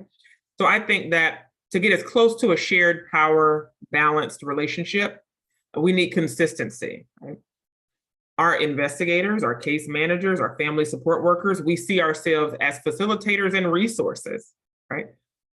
For participant-driven goals. What do you want your life to look like? And how might we partner together to create safety, wellness, and permanency toward your goals? In this sort of power dynamic, we focus on client strength and building a collaborative relationship and co-creating solutions and addressing challenges that come up. So many of the parents that we talk to say that when they have an open case, things might happen in their lives, whether maybe it's a domestic violence situation, another incident happens, or something happens while there's an open case, and then they feel that they're punished, or their child who's in care stays in there 6 months longer. But when you are trying to share power, you're in a partnership with this family, and when things arise, when things come up, you co-create solutions together. Power dynamics in child welfare: hierarchical, imbalanced, negotiated or reciprocal, shared, balanced, right?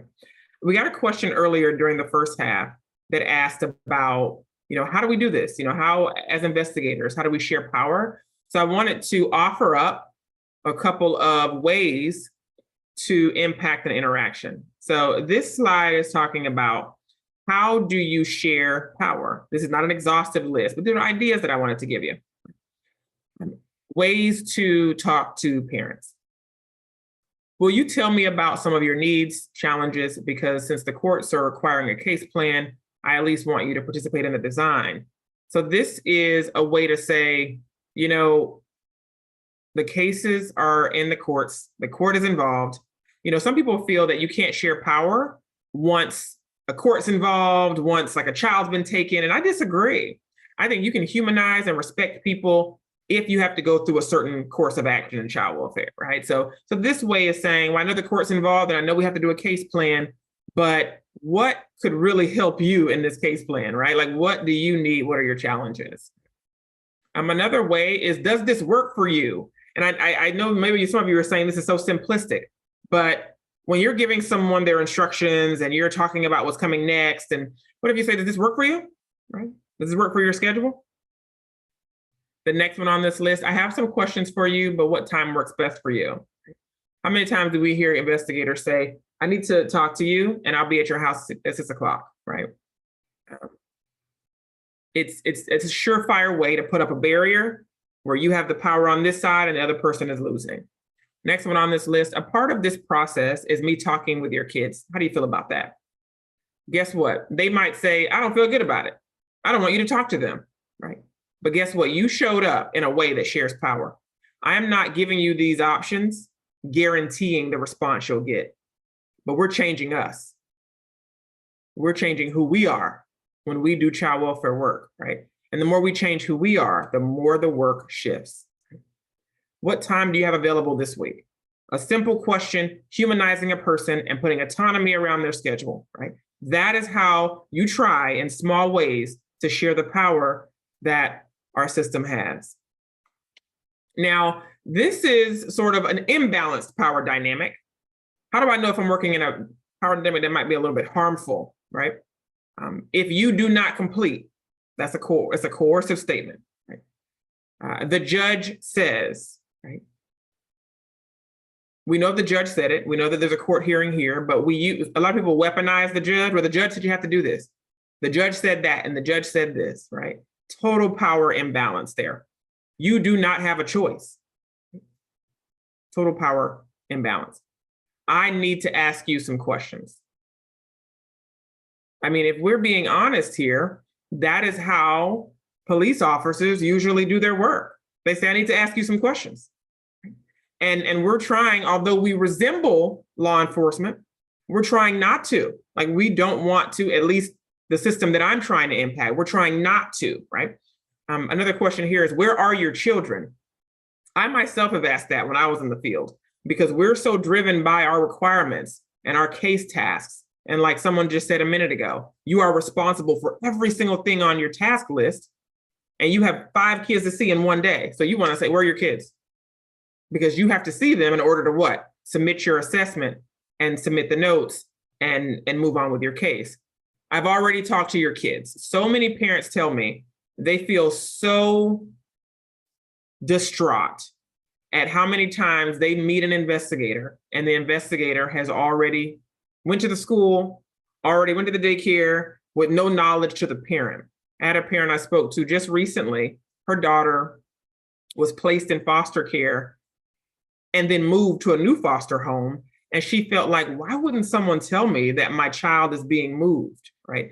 So again, this goes a long way to tell a parent, hey, I have to talk to your child, or hey, I want to give you a heads up, right? And this one says, I'm going to need you to come to this address at 5 o'clock.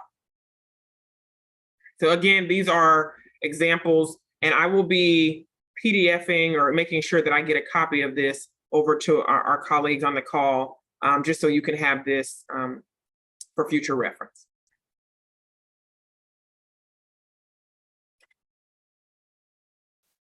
I don't think I have a poll yet. So the next thing I want to talk about, we talked about root cause analysis, right?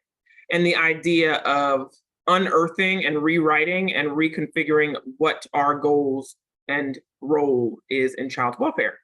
So I wanted to read to you something that I read out of a book.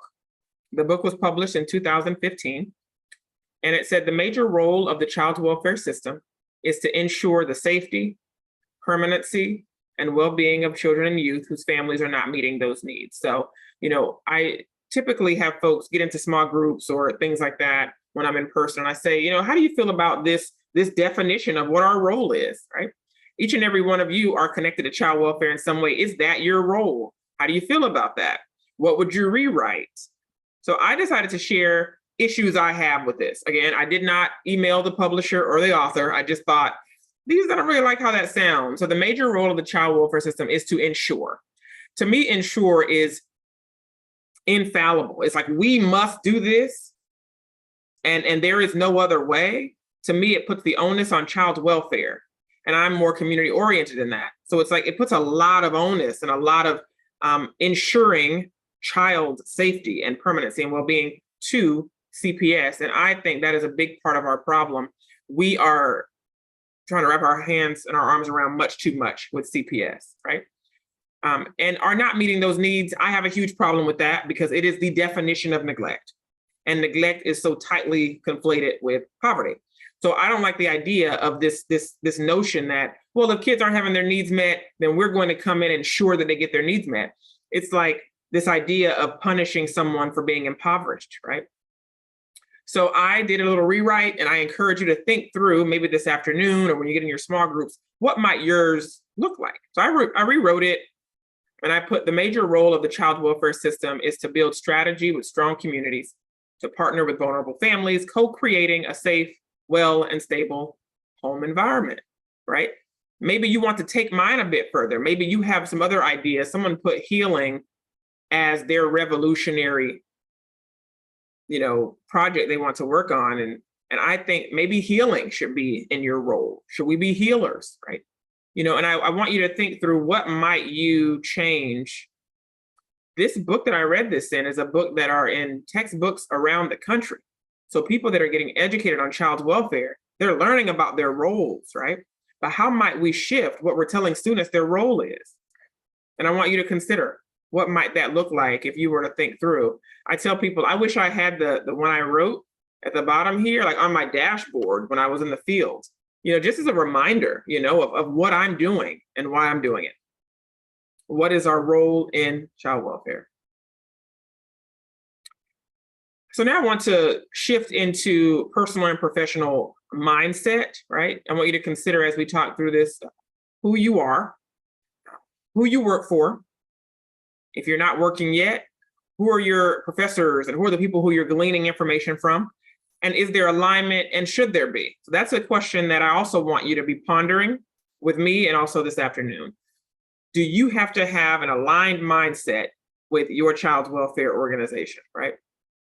Let's start with a segregationist mindset.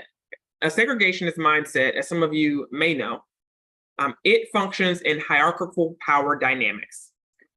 They believe these people cannot be helped, as in the people in our communities, the parents we're working with.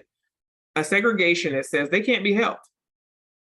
We must save them from themselves because we have the answers.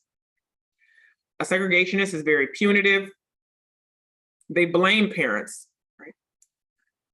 They believe there's a permanent inferiority.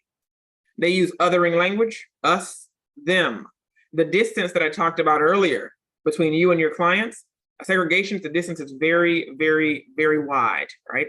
They just see things very differently. This is their mindset, and some people email me or afterwards and they say, when you talked about this, I didn't buy it. I thought, okay, this is hyperbole. There's no one in child welfare that's a segregationist. But then they started to listen in meetings and in the classroom, and they started to hear things like, oh, that woman can't help herself, right? Or when you're dealing with someone with intimate partner violence, people saying, well, she's just going to go back with him, so we need to keep these kids in foster care. If you think she's just going to go back with him, you have no sort of trust or faith or hope in a person's ability to overcome a challenge they're dealing with, right?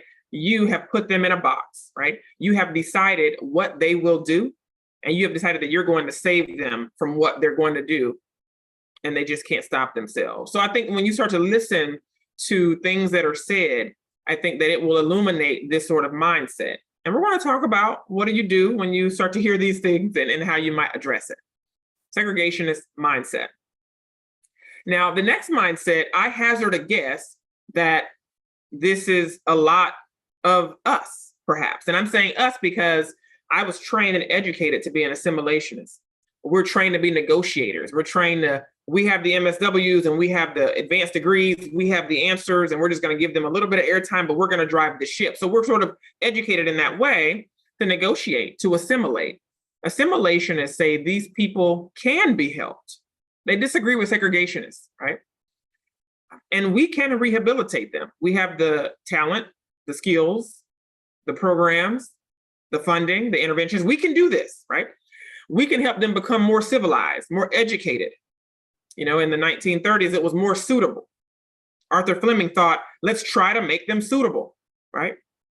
He was a textbook assimilationist, like many of our students will be if we don't start to revolutionize how we're teaching, right? A lot of the standards that assimilationists are trying to get parents to reach are informed by often heteronormative values, right? We talked about LGBTQ plus youth and their families in the system. and how there are standards that are completely driven by heteronormative sort of guidelines, right? And we're trying to superimpose them on people. And if they don't glide into the shape the way we want them, then they usually are punished, right? Or their case closures are delayed, right?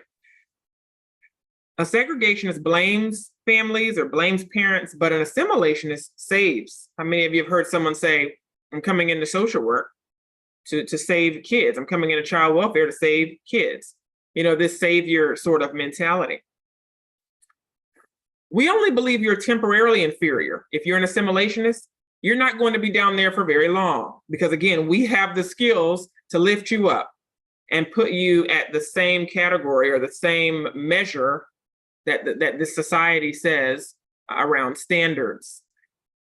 The thing about swooping in with our savior capes and our savior mentality is that, you know, if we continue to do that, if we continue to swoop in and help save families, help save parents without really engaging them in an adaptive approach, then they always need us, right? So I think assimilationists really sometimes create this codependence if we're not really thinking about going from helping to strengthening, right? Assimilationist mindset, right? Let's talk about an anti-racist mindset, right? An anti-racist shares power. Although a segregationist says these people cannot be helped, although many of us believe, of course they can be helped and we can do it. An anti-racist says these people are people. They're already civilized, they're already valuable, they're already suitable, right? They fit perfectly within their skin, right? They are enough, right? We don't have to bring them to a standard that we don't even know what informed it, right? An anti-racist focuses on equity, you know, not exactly equality, right? An anti-racist is looking at what are the needs and how do we address them. An anti-racist is adaptive. There's no one size fits all if you have an anti-racist lens. An anti-racist embraces disruptive generosity. What's disruptive generosity? This idea of how can we disrupt the pathway into our child welfare system. An anti-racist believes in primary prevention. How are we generous with families and generous with communities, with our funding, so that we disrupt this very, very hard to maneuver pathway into this system. If you believe in anti-racism, you don't think people were ever inferior to you, right? You see them as a partner in the work.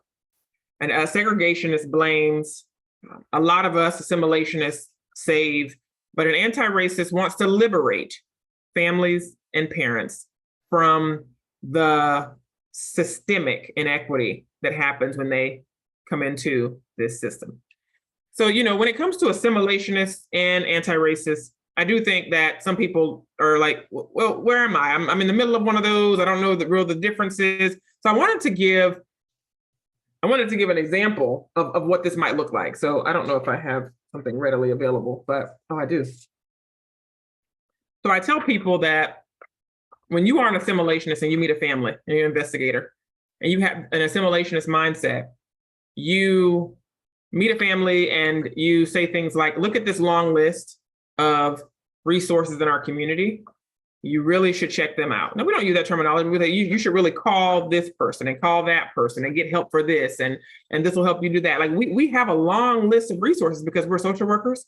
We're we're helping professionals. We know child development. We have a robust community of services and we want you to call these people, right? That is an assimilationist, right? We're coming in to what? Help. Now, the difference, even if it's subtle, is an anti-racist comes to meet a family.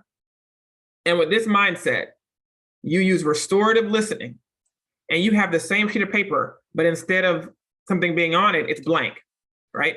And then you start to write things on it as you're listening, right? Maybe you're not writing in that moment, but you're writing. The walls in your brain are moving as you're listening to this person because you're trying to create an adaptive list, an adaptive service delivery list for this family, right? You didn't bring something because you have the answers. Remember, assimilation is say, we have the answers. We can figure this out, right?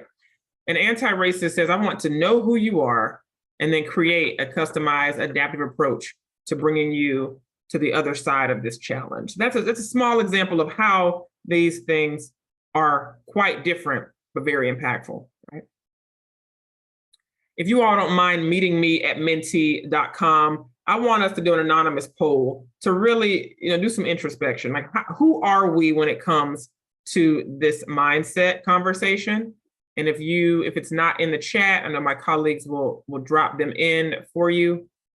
But when you get to menti.com, I'm going to come back in the Zoom room and then pull up Menti. It's going to ask you about where you work. Maybe some of you are in school, where you go to school.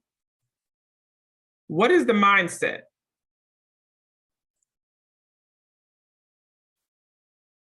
So hopefully you see what I see here. And this is asking for an honest, thought, anonymous poll. What is the mindset of the organization that you're in, whether you're working or you're in school? What's driving their policies, their positions on things? And you don't have to pick one or the other. You have a couple of options where you're thinking, oh, I think we're a little bit of both, or we're straddling the fence here. It might shift depending on the day. You can weigh in. I see a few of you are logging in.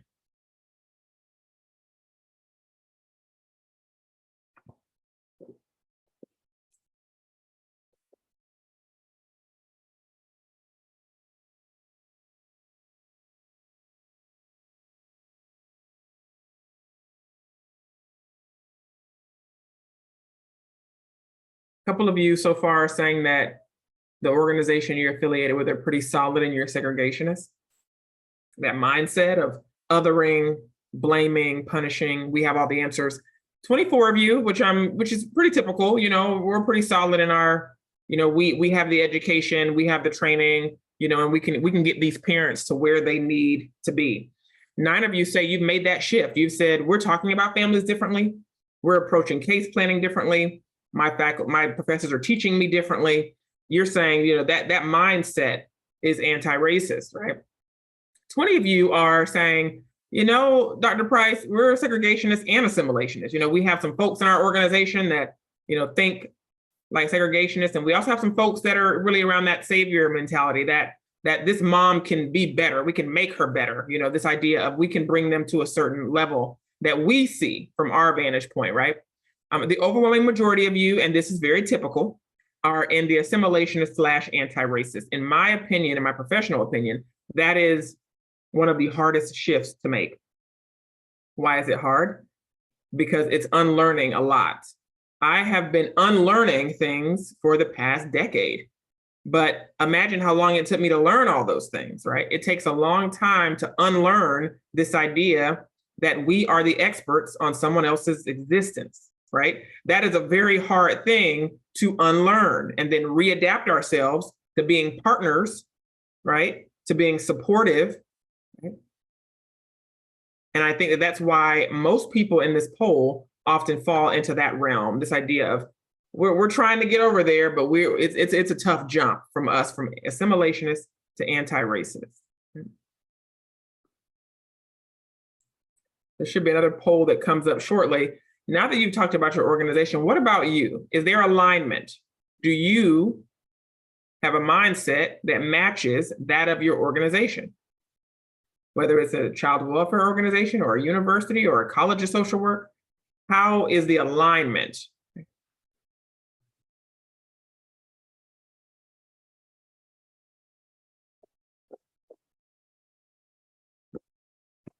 So far, it looks like 10 people are saying yes, pretty aligned. We think the same about this stuff. And 15 of you are saying, no, I think very differently about child welfare or about this topic or about social work than the folks that are teaching me or supervising me. And overwhelming majority, which is very typical, are saying it really depends. And maybe Monday through Wednesday, we're aligned. Maybe Thursday and Friday, we're misaligned. And maybe by Monday, we're aligned again. Maybe it depends on the workload. Maybe it depends on what's going on in the media. Maybe it depends on the family. Maybe it depends on what your mindset is. So a lot of folks are in this category of, well, sometimes we align. So I want to talk about the implications of people that are in these bar graphs. So the people that are in the yes category, in this journey of revolutionizing the work and revolutionizing the impact and ultimately revolutionizing the outcomes, the people that are in the yes category, it is very likely that you're going to make progress towards that. And I'm saying that because, with alignment, when you're speaking the same language and you have the same goals and you're seeing families similarly, you're likely going to make a difference in the work you're doing. People that are in the no category, when there's this tension of like, my supervisor thinks a certain way and I think differently, the implications are vast, but one of them is moral distress. And if you want to learn more about moral distress, I'll provide some research on it. But this idea that people were researching child welfare workers and realizing that a very high percentage of the time, they're making decisions that are against their better judgment, that are against their moral compass. And they start to over time, because they feel like they have to make those decisions because there's a misalignment of mindset.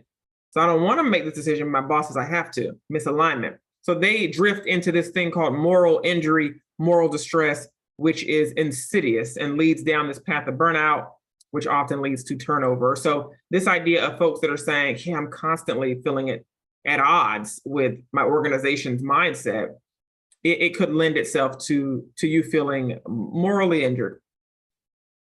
For the folks in the sometimes category, I'm very concerned about the folks in this category because, I started this conversation in 1865 with the abolition of slavery. And then I took us through into the 20th century.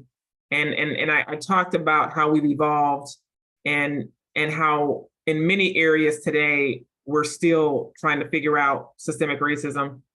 And the people that are misaligned, inconsistent with alignment, I feel like their progress could be thwarted. When you're in this misalignment, progress is going to feel like this: 5 steps forward and then 3 steps back, 10 steps forward and then 8 steps back, 2 steps forward and then 1 step back. And we're talking about the same issues generation after generation.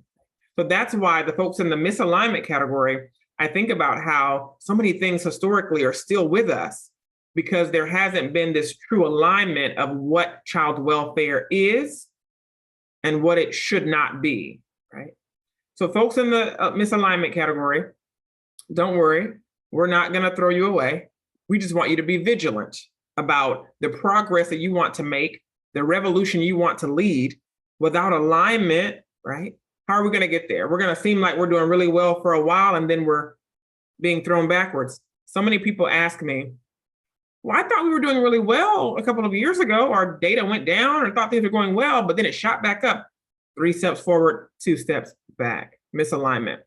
The idea of alignment is an interesting one, and I want you all to consider it. We can debrief about it, or you can discuss it this afternoon, because some people are of the mindset that you don't have to align, right?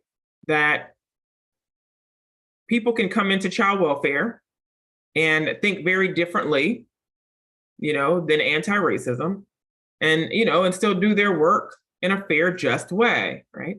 And I think that that's up for discussion. Should there be true alignment, right? Where we should be recruiting and retaining people and rewriting job descriptions and, to really find the right people that align with our new vision for child welfare. That's one option. We need to really recruit the right people that align with our vision. Or option 2 could be, you recruit quality educated people and you train them, right? And they need to have the self-awareness not to impact families or harm families with their own personal beliefs. Again, 2 very different sort of mindsets around, do we need alignment or do we really need, this idea of we know who we are and we have to really look at families and try our best not to harm them. Okay. All right. So what's next? I'm going to come back. I'm going to pull back up my slides. Got this down packed now, for the most part. All right. So hopefully you see the slides that we just had up. We're going to go over to the next one because I want to really have a conversation about systemic change and how that happens. first step of it happening is knowing what built the system that we're trying to change. And we have a good idea so far, because I'm taking you historically to the evolution of our policies. The bricks and the stones that built the child welfare system were exclusionary instead of inclusive, very prescriptive and not adaptive. We're going to prescribe to you what we think you need. Sanctimonious instead of humanistic. What do we mean by that? Sanctimonious is this idea of we know what's moral, we know what's right, and we sort of put that on people, right? Myopic instead of forward thinking. So as we were building child welfare, we didn't really think in a forward fashion about, the economy, industrialization, again, economic stratification, how poverty can impact mental health and physical health, right? All of these things that we just didn't really think about, right? We were very myopic in our approach to child welfare. And I compel each and every one of you to be inclusive, be adaptive, be humanistic, be forward thinking, right? This probably looks familiar to you all. It is the game Jenga. And as many of you might know, Jenga was created by a South African woman many, many years ago, but it is a fan favorite. It is a huge game that everyone really enjoys for the most part. And it has so many iterations. There's even life-size Jengas, the size of you or me. So Jenga is a pretty popular game. At the bottom of this picture, as you see, there is a platform that we build Jenga on each time, right? So I play Jenga more than any human being should, because I have a couple of nieces that really, really like the game, and they're convinced that one day they'll be able to beat me. But we play Jenga quite a bit, right? So we have this foundational block at the bottom, and then we build Jenga. I want you to think about Jenga as a system, right? But the thing about evolutionary versus revolutionary change, right, is often evolutionary change is really tweaking the system and making it a bit better. We pull out a block, we put funding on that block, we evaluate that block, and then we make it real shiny. And then what do? When we play Jenga, we put it back on top of the Jenga tower. We put it back on the system. We're doing everything in our power to not let the system fall. We want to keep this system upright. What does that sound like? It sounds like we're keeping the status quo. Just so. When we think about Jenga and think about child welfare, right? What blocks do we pull out and make better? Again, as I've said a few times, evolutionary change is important, but often we stop there, right? Until this Jenga falls, we won't be able to get to that foundation. We won't be able to have brand new blocks that build the system, right? Until it falls down. What does it mean to build the foundation of a system? What are the assumptions that build that foundational pillar on Jenga and on our child welfare system? Assumptions build a system. Assumptions are the foundation, right? One of those assumptions, this is not an exhaustive list, is we know what is best for every child that we encounter. That is absolutely the mentality of child welfare. We define child abuse and know exactly how to identify it. That was defined in CAPTA of 1974. We know what child abuse is, right? And during that time, Parents Anonymous, led by Jolly K, really infused what child abuse is. Another assumption that built this system, we know what healthy parenting looks like, and we have the formula for it. We know exactly what it means to be a healthy parent. Another assumption, it is our job to rescue children and keep them safe from their caregivers. And a revolutionary is going to switch up one of those words and say, we want to keep children safe with their caregivers. How might we do that? When I think about Jenga, I think about blind removal meetings. And one of you asked about this earlier. So I was a part of one of the very first pilots of this program. But I am the first one to say that it was one brick in a very large child welfare system. And one brick just can't create revolutionary change unless it's a brick from the bottom. And if you play Jenga, not many people want to bother the bottom piece, and nobody wants to bother the bottom piece in child welfare either, right? So when I did the work with blind removal meetings, we pulled out a brick, and that brick was removal decisions. And we made it better. We evaluated it. We put training on it. We talked about implicit bias. We measured it, and we made it better. But then we put it back on the system. And people often email me and call me and they say, well, I thought blind removals was gonna fix this. I mean, there's still so many issues. I thought this was it. And I say it just can't fix everything because this is a huge system, right? And this was just one brick, one block. This next photo is of a construction site. So I don't know how many of you are familiar with construction sites. I'm not, but I do know that this is a picture of something that's called scaffolding. So the definition of scaffolding is a temporary structure, right, which is used to support, your end goal, right? It's something temporary that's used to provide support for workers as they're building out a bigger system or a bigger building, right? So as I told people and explained blind removals, it's really scaffolding. When you pull out a brick and you make it better and you put it back on a system, you're creating a scaffolding. Blind removals is a way to create support around keeping bias from family separation, right? But it has to be in tandem with a much larger project of rebuilding child welfare, right?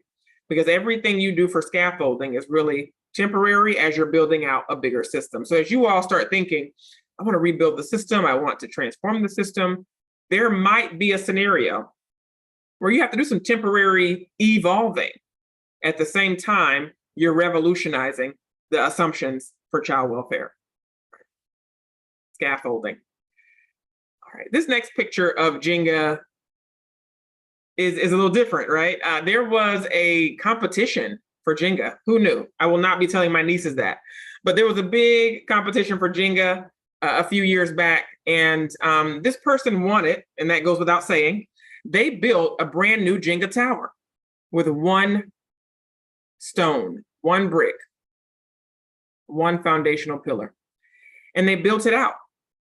And frankly, this looks incredibly different than the other system, right? And we talked about that, didn't we? We talked about evolutionary change makes things a bit better, moving those Jenga towers and putting it on top, and that makes it, better. But rebuilding the child welfare system to something that looks completely different. Now, that is what we want to be inspired to do. Now, I don't know about you all, when I look at this Jenga tower, it feels very precarious to me. It makes me feel a little bit scared. I have a lot of fear around it. Is this going to really work? Is this the right thing? Can we really rebuild a Jenga tower like this? When you talk about anti-racism and being a revolutionary and having a family lead the goals of their life and being their partner in it, and when you start talking about those things, I think sometimes leaders and commissioners and supervisors get a little scared. It's a little fearful. It's a little precarious when we start to really engage in power sharing anti-racism. But look at what this person accomplished with this Jenga tower. And as scary as it might be, we're looking for a different system. We want child welfare to look and feel differently. We want families who engage in our system to say, I was involved with this system a few years ago and things are very different. We're asking parents that today here in Florida. We're saying, how is this going for you? We're actively trying to make change. And we want to hear from you about, is that rippling down to the front line? Some of you might not think we can rebuild the system with one foundation, but the next activity is going to do just that. So we're going to go back over to Menti. If you're still there, great. I'm going to deploy a new poll. And what this new poll is really asking you to dream up. Maybe it's similar to your first poll with the revolutionary idea, but what is your one assumption that you would build the new system on? If you were building child welfare from the bottom up, what will be your one assumption for the new build? And please only input one. I'm going to pull up the Menti.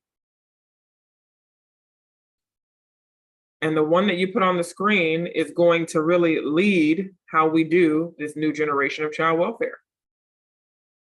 So we have a few people that have already logged on. Somebody put healing, compassion, respect, trust, connection. Wow, and connection is getting bigger and bigger. So looks like a lot of you all are putting connection in there. Hope is getting bigger. respect, healing. Wow, I have chills. Like, imagine a system being built with these words, with this as the foundation. Right? Call me crazy, but I think it's possible. All right, so a few people are still logging on.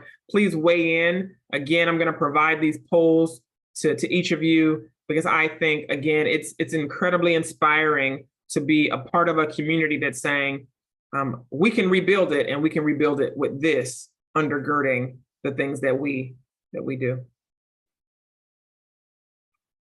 Partnership, yes. Liberation, hope, relationships, excellent. Harmony, somebody put harmony, I love that. Even though I'm clicking away, please do weigh in on that if you haven't yet. I'm gonna stop sharing and we're gonna see it on the next set of slides.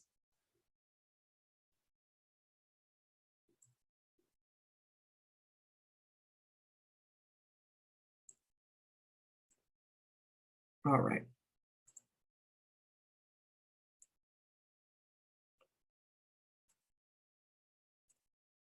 We just did Menti.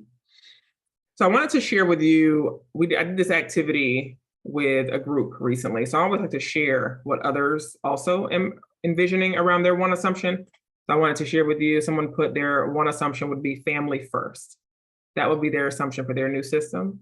Someone else put parent strength and well-being. Thought that was profound.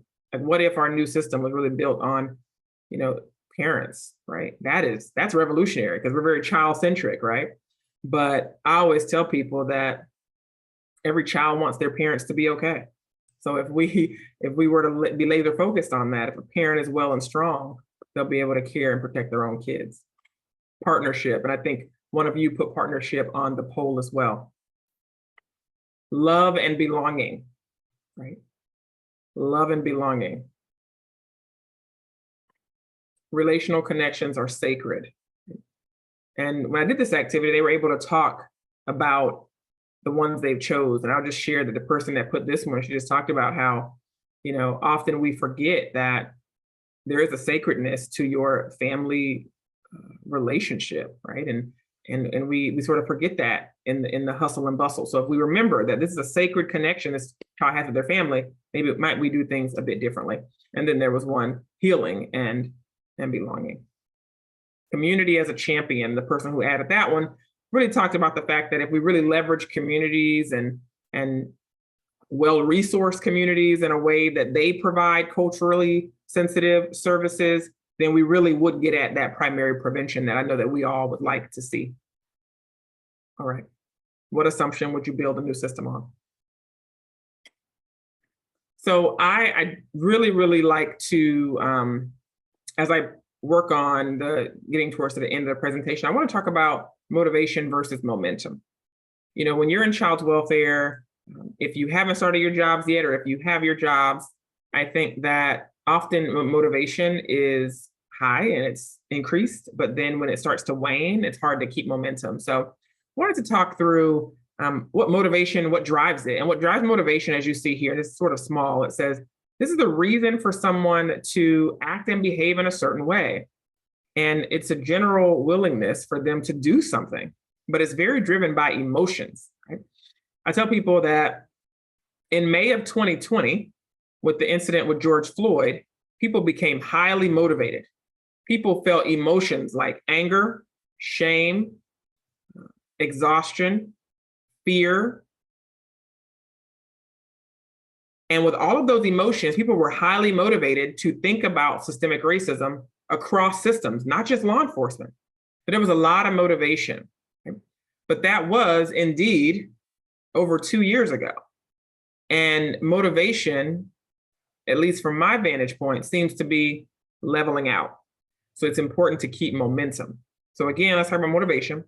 Keeping motivation is keeping proximity to the community, staying connected to what is going on in your communities. Never losing sight of what is actually happening in your community. Whether you do focus groups, whether you are engaging in community events, it's important to stay close to your community. That will keep you motivated. When you are highly motivated, you often acknowledge responsibility and or culpability. So when someone's highly motivated, you'll hear them say things like, I didn't know, I know better now. I've been doing this, I've been doing that. Like they're really motivated to, accept accountability. Motivation often elicits vulnerability and accountability after you have that awareness of what maybe you've been perpetuating. And then when a person is motivated, they want to educate themselves, unlearn and re-educate themselves. They hop on webinars like this one. They read books, right? They log on to documentaries because they want to learn. But what happens when you're tired? What happens when the motivation is gone? Let's talk about what you can do. So momentum is a driving force of action. It has nothing to do with emotion. Now, maybe emotion's involved, but it doesn't need emotion, is what I'm saying. Momentum is driven by a course of action, a planned course of action. So when you think about a wellness journey of physical health and someone's trying to exercise more, eat better, as someone who's doing that, every day you don't feel like working out, you don't feel like eating right.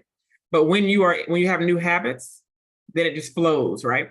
So you can start building momentum by building teams around innovation and sustainability. What do I mean by that? I mean, maybe there's a committee or a team that you build within your university or your community child welfare agency, and you all are able to have a camaraderie around anti-racism, a camaraderie around power sharing. I mentioned earlier, build a community, right? Around innovation. How do we sustain this action? Another one on this list, if you want momentum, write your values in cement, your strategies in sand. What I mean by that is get really clear on what you value and get clear on what your community values, right? Your strategies are in sand because they might change, but I want you to put in concrete and put in cement who you are, the values like power sharing, anti-racism, compassion, partnership, healing. When you have your values, they guide your work, even on days you don't feel like doing it. You have your values in front of you. Find and build a community, create new professional habits. Like I discussed, if you're trying to work out more, eat better for your health habits, and one day you don't want to do that, but guess what? You have a new habit. You know what you're doing. And I think we have to build new habits around anti-racist child welfare work. What's a new habit? You might be asking. A new habit could be sitting down with a colleague if a case is triggering something within you and bringing up things that might impact your decision, right? So a new habit of, I'm feeling a certain way about this mom. I had her on a case last year and I put her in a box, so to speak. And I have a new habit of when I feel this feeling, I'm going to go to my colleague who's a part of my community and I'm going to talk through it. Measure the work and seek feedback. So I can't express this enough, the importance of building momentum, seeing your impact. We do it with focus groups, sometimes surveys, sometimes community cafes, where we invite folks to weigh in on their perception of our changes. Right? You can also do a survey. You can also ask someone when you see them at your office, right? How might we be shifting and what are you feeling differently about with our work and our practice? Just like when you're losing weight or building muscle, or when you see results, what do? You keep going. So that is no different when you are building an anti-racist organization. You want to believe and see that you're making a difference and that things are different. Because when you do, you keep going. All right, I'm going to come in to the Zoom room because I wanted to leave some time for questions and debrief. Thank you so much for your time and attention. Any questions for me? We do. Thank you, Dr. Pryce. We've got a few. So again, I want to urge our participants to utilize the Q&A feature. I see that, Jacqueline, you do have your hand up. And again, the Q&A feature is at the bottom of the screen. So we will take the written out questions first. So you talked a little bit about segregationalist, but this question really wants to get a little bit down to the nitty-gritty. What is the difference between being a segregationalist and being able to mitigate whether or not the parents cannot be rehabilitated? I was about to say, can you expound, but I don't know if that person is still on. It was but an anonymous attendee. no problem, no problem. Yeah, I can ask if they would like to come off of mute or raise their hand, and I can bring your voice into the room. It's okay. The term cannot be rehabilitated. I was wondering what they meant by that, but I can take a stab at it. So I am of the belief that, there are some circumstances where we just have to do what we have to do in this field. There are some cases that come in as a previous investigator, and many of you who carry cases, there are some cases that come in where it is so cut and dry that if you line up 100 people, they will make the same decision. There are some cases that are that clear about what the action should be, right? And I think that the reality is those types of cases are few and far between statistically. And when you think about nationally, like those sort of cases that, we have to make a decision and we have to make it right now, and we have to make it, from the best interest of the child. So I want to acknowledge that that is the case in some cases. But I will say that the overwhelming majority nationally, we're at 71% of cases that are coming in, if not for neglect, for mental health issues and substance abuse issues and things of that nature. So I think that when it comes to those sorts of cases, a segregationist mindset is very problematic because there's so many systemic issues that are surrounding accessibility to get the treatment people need, cultural understanding of treatment for substance abuse issues or mental health crises, and the sheer issue with housing in this country is very overwhelming. And there was a study that came out that found that if we were able to provide housing for families in the child welfare system, 30% of children in foster care would go home that day. So the reality around poverty and housing is a really big issue. And if you're a segregationist, you blame a person, you blame a parent, and you're really not looking at these external things. So the next thing I'll say about the question is, I believe there are also some circumstances where, I don't know if I would ever say cannot be rehabilitated, but I think there are some circumstances where parents can't regain custody of their kids, whether it's their own choice or whether it's a issue medically or a chronic illness. But I am a firm believer that a child should be connected, because I believe that a family connection is sacred. Not an unhealthy one, but a family connection is sacred. And I believe that we can do our due diligence, exhaustive efforts to reunite that child with their family, even if it's not their nuclear family. Hope that helps a bit. Yes, thank you. And for our following question is, this person writes, I would be interested to know any suggestions on working in communities with very limited resources, especially unique to families' specific needs. What happens when we identify a need, but we do not have the resources accessible for the family? Excellent question. So that's a really hard position to be in, but it's very common. Right? So I would say the best thing that has been at least working for the folks that keep in touch with me and people in my trainings, and it is a pathway to advocacy. So if you are able to really connect with a family and understand what they need, and like you just said, you see what they need and it is not there, now you have a platform for advocacy for getting it there.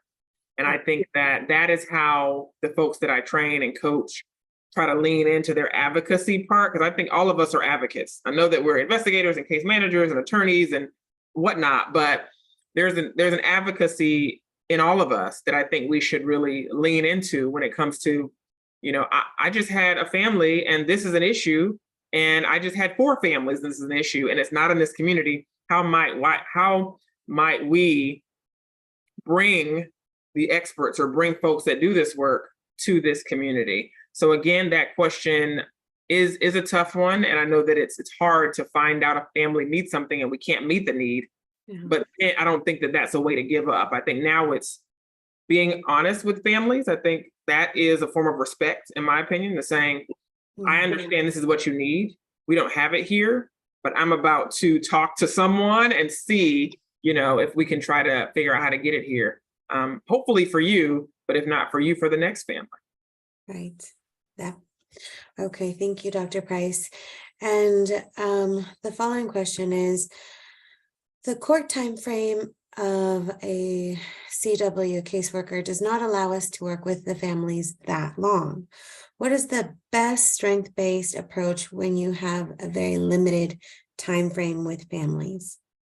Yeah, so many time constraints. I would say the best way, if you feel very time limited and you're working with a family, I'm always going to push, listening and having a level of humility. But I think getting to their goals will be important. So really asking them, what are your goals? How did you envision your life, right? 5 years ago, what did you think you'd be doing now, right? I know these are questions that you don't really think about asking someone, but it really helps the wheels start turning for people. And I often tell people that if you want someone to connect with you and build rapport, then find them interesting. So ask them, what were you, what did you think you'd be engaging in? And what are your goals? And I think when we get clear on what their goals are, we have a time constraint, but at least we can put things in motion, right? Mm-hmm. Let's say you have 6 months, but let's say their goal is becoming a nurse. You can't become a nurse in 6 months, I don't think. But guess what? While you're working with them, you're a participant, you're helping them toward a goal. And maybe it doesn't happen while you're with them, but you are honoring the goal, you're believing in them for it, and you're trying your best to leverage the community to help them get there. So great question, but it is tough with the constraints around that. Absolutely. So then we have the follow-up is, if we're trying to do revolutionary things in child welfare system, then how does the alignment occur? How does the alignment occur between you and your organization, I assume they're asking? I'm assuming alignment also within such a red tape system, or one with many barricades to it. So I was looking at the time. There's so many things I wanted to share today. I have another part of a training that I do where I give folks conversation prompts or things to like how to talk about these issues with someone that thinks very differently than you, which I can certainly still share, even though I can't go over it today. But I would recommend really leading with treating systemic racism as exactly what it is. It is an objective, measurable thing that occurs in systems. You can measure it based on a lot of science, a lot of data, a lot of proportionality data. And I think when you lead with that and you tell people, look at the data that we're seeing, look at the information we're getting from, our feedback surveys, if you were to have those. But I think leading with that is going to be helpful with shifting some of those mindsets. So I think the only way to shift it is to talk about it. And that's why I try to give people ways to talk about it. But if we never talk about these issues that we're seeing in the field and the data, then no one's mindset is going to shift. So we have to learn how to talk about it with people that think differently than us about it. Right. Yeah, that's the courageous piece. And then for our follow-up, we have, how can we help supervisors understand that most parents are survivors themselves and how that can affect their participation? So that really speaks to the power deconstruction piece, because so many parents react to this dominance in ways that we judge and in ways that we don't understand. Yeah. So how can we help supervisors understand? I mean, talk about power dynamics. And also, I don't know how familiar people are with the tenets of Parents Anonymous, but telling someone that this huge thing impacted our system and it still has remnants today is also a way to kind of talk about like how we're evolving away from pathologizing parents. And again, if we function in a way that says that people are generally doing the best they can within their own capacity, and sometimes that capacity is limited because of what? Their constant survival state. People, I know some of you are really much better at child development and mental health and emotional health than I am. But the reality is, if you've constantly had to survive in your life and you're constantly up against dominating systems around you, it's not always easy to engage in a process fully. Yeah. Because you're triggered to sort of turn your back to it and say, I can't deal with that right now. Or, so I think that a lot of our judgmental, positions on things, we don't understand parents. So I would definitely say to a supervisor, talk about the power we have, and also remind them that historically we've been really taught to pathologize parents, but now we're really trying to partner with parents. Right. Yeah. Great. And Lashana asked, where the courts are involved in the case, how do we get the justice system on board with this revolutionary new approach? Yeah, what a great question. I just did a training that was filled with judges and attorneys. And let me tell you, this is a very hard question.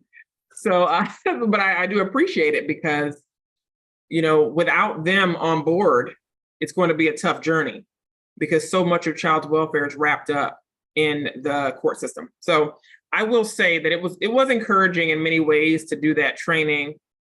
Again, with judges raising their Zoom hands and asking questions about power. And when you think about power, I think that we can all agree that when you're sitting on a bench further up than anyone else, you have a lot of power in a courtroom. So this judge raised this Zoom hand and he said, I'm on board. I love what you're talking about, power dynamics, but how do I share power with some of them that I'm literally looking down at? And I think that it was a great question because I said, why do we do that to families? When I think about courts, I think about criminality. I don't know about anybody else. Yes. So I asked, why do we bring child welfare cases into a courtroom? Why aren't we in a conference room maybe? Or, when I was in the field, I don't know if this happens now. The older I get, the distance is getting longer from when I was in the field. But I had to do a child removal on a Friday. Mm-hmm. And we had court the very next morning. And we were in kind of a chamber, like a conference room with a judge. And he was at the head of the table and we were all sitting around it. Mm-hmm. And, I shared that example. I said, when we're trying to dream up and revolutionize child welfare, I want us to think about why are we doing things this way? Because you're right. How are we going to share power if you're looking down at a parent and the custody of her kids are in your hands, mm-hmm. as well as a gavel and as well as, a robe and a bench? So to your question, a very complex question, I can only give you some assurance that I am talking to attorneys. I am talking to judges. They are interested in this, but being revolutionary enough to say, we're not going to have any more, child welfare cases that involve neglect and mental health and domestic violence and substance misuse. We're not going to have any of those things in a criminal-oriented courtroom because it just really, really illuminates power dynamics. That conversation is a revolutionary one that hasn't happened yet, but I hope that I see it in my lifetime. I hope that they say, we're going to do those cases somewhere else, right? Mm-hmm. And if we've decided with the criminal justice system model, if we've decided that that's how you're going to do criminal justice in a courtroom, then we need to disentangle child welfare from this criminal sort of connotation. Because again, it flows into pathologizing parents and really creating a much deeper power dynamic. Great question, though. Yeah, fantastic question. It reminds me also how we shifted the interview process from children when they were being interviewed at police stations to more child-friendly centers. So thank you again, Lashana, for your question. We have another comment question here. I love your visual on the Jenga tower. How do you feel social workers can maintain hope in their ability to positively impact the child welfare system when their ideas and attempts to change the system are consistently shut down by those who believe in sticking with policy and the traditional way of doing things? It often feels like things will never change because those in power, administration, believe it is easier to remain the same than to take the steps necessary to actually make a positive impact in the lives of those served. Another very important question, because I think I might have shared this on one of our meetings in preparation for this webinar. I was Mhm. excited about it because I really appreciate talking to folks that are entering the field and folks that are in the field because, you know, because of the way the system is, professors are coming to me saying that they're starting to have some moral conflict with encouraging folks to go into child welfare. That broke my heart, right? Because we want advocates and strong, people that care about families and anti-racism to come into the field. But professors are saying, I don't really want to send my students into the child welfare system because, like what you're saying, like how are they going to keep hope? How are they going to believe in their ability to impact change if they're really ensnared in this system? So, I usually respond to that by saying that's why it's so important, if you decide to go into child welfare, that you're not only clear on your values, but you find the folks that buy into those same values. And to me, that is a surefire way to keep momentum because just like the lifestyle example, if you have a gym buddy, you're more likely to go to the gym. And I think that if you are working in this field and it is really, really difficult, do you have colleagues, some people say work besties, that believe in families and believe in parents and believe that parents have rights and believe that their parents second and humans first? Right? If you have people that believe those sorts of ideals, then on the hard days where you're saying, I can't do this system is ridiculous, I can't make a difference, you have a colleague that says, oh no, we can, because we can look at the person in front of us and make sure they know that we not only respect them, but we see them, and we're going to do with our best foot forward, right? This system is huge and it's weighing down on us too, but we're in this together because we believe in partnership.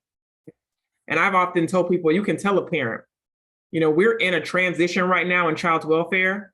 I don't believe everything child welfare stands for, but we're trying to change. And I'm going to do what I can to do this. Like, you can be upfront and transparent, say, we're trying to make changes, right? I know you see what's in the media and we're trying to make changes. We're not there yet, but I'm telling you, I'm going to put my best foot forward to try to do what I can for your family. It will be appreciated, even if you're blocked by your organization. Mm-hmm. Because again, you are looking at the person in front of you and you're seeing them. And I think that's really important. Right. Yeah, agreed. And I do want to be conscientious of our time. So we have a few more questions, but I'll take these in order and we'll see how far we can get. Dr. Pryce, can you kindly talk about the FFPSA? Do you feel this is a true positive step forward, or is this just another Jenga trick? Right. Great question. So I would say, and I'm gonna share this article too. I hope I remember all the things I want to share with you all. But I wrote an article about 1.5 years ago about the Family First Prevention and Services Act. And in the article, I shared that although it's landmark and it's truly shifting how we're moving funds, it is not a primary prevention act. The word prevention is in it, and I think that it's a buzzword. But when I say prevention, I mean, how do we prevent people from coming into this system? And Family First is really kicking into gear once we get cases, once they're already kind of like coming to the knowledge of the system. Mm-hmm. So I do think that although it's landmark in many ways, it has a lot of limitations. And in that article that I wrote, I also wrote that it is not inherently anti-racist because it's really about equality, not equity, right? So equality is, we're going to move these funds. We're going to change the financial, way we do finances in child welfare. Historically, it has been the same for 20 years, but we're changing it. But we're going to apply that evenly to the kids that come into the system. And evenly equals equality. But what about a lens of, what about certain communities, certain families, certain people that need different sorts of help, right? And I think that it does not do that. So technically, now that I've said all of that, it sounds like it's another brick. Excellent question. Great. Let's see. I know we have a few more, but this might be the last question, just in order to get folks out on time and give stick to the schedule and giving everybody the full hour for lunch. How would you navigate being supervised by someone who has a segregationalist mindset and does not support your anti-racist actions? It's no easy answer for that. I get that question a lot where, I often say you have to lean into the people that think like you. And I know that you will do that, but it still only goes a certain way if your supervisor just thinks very differently.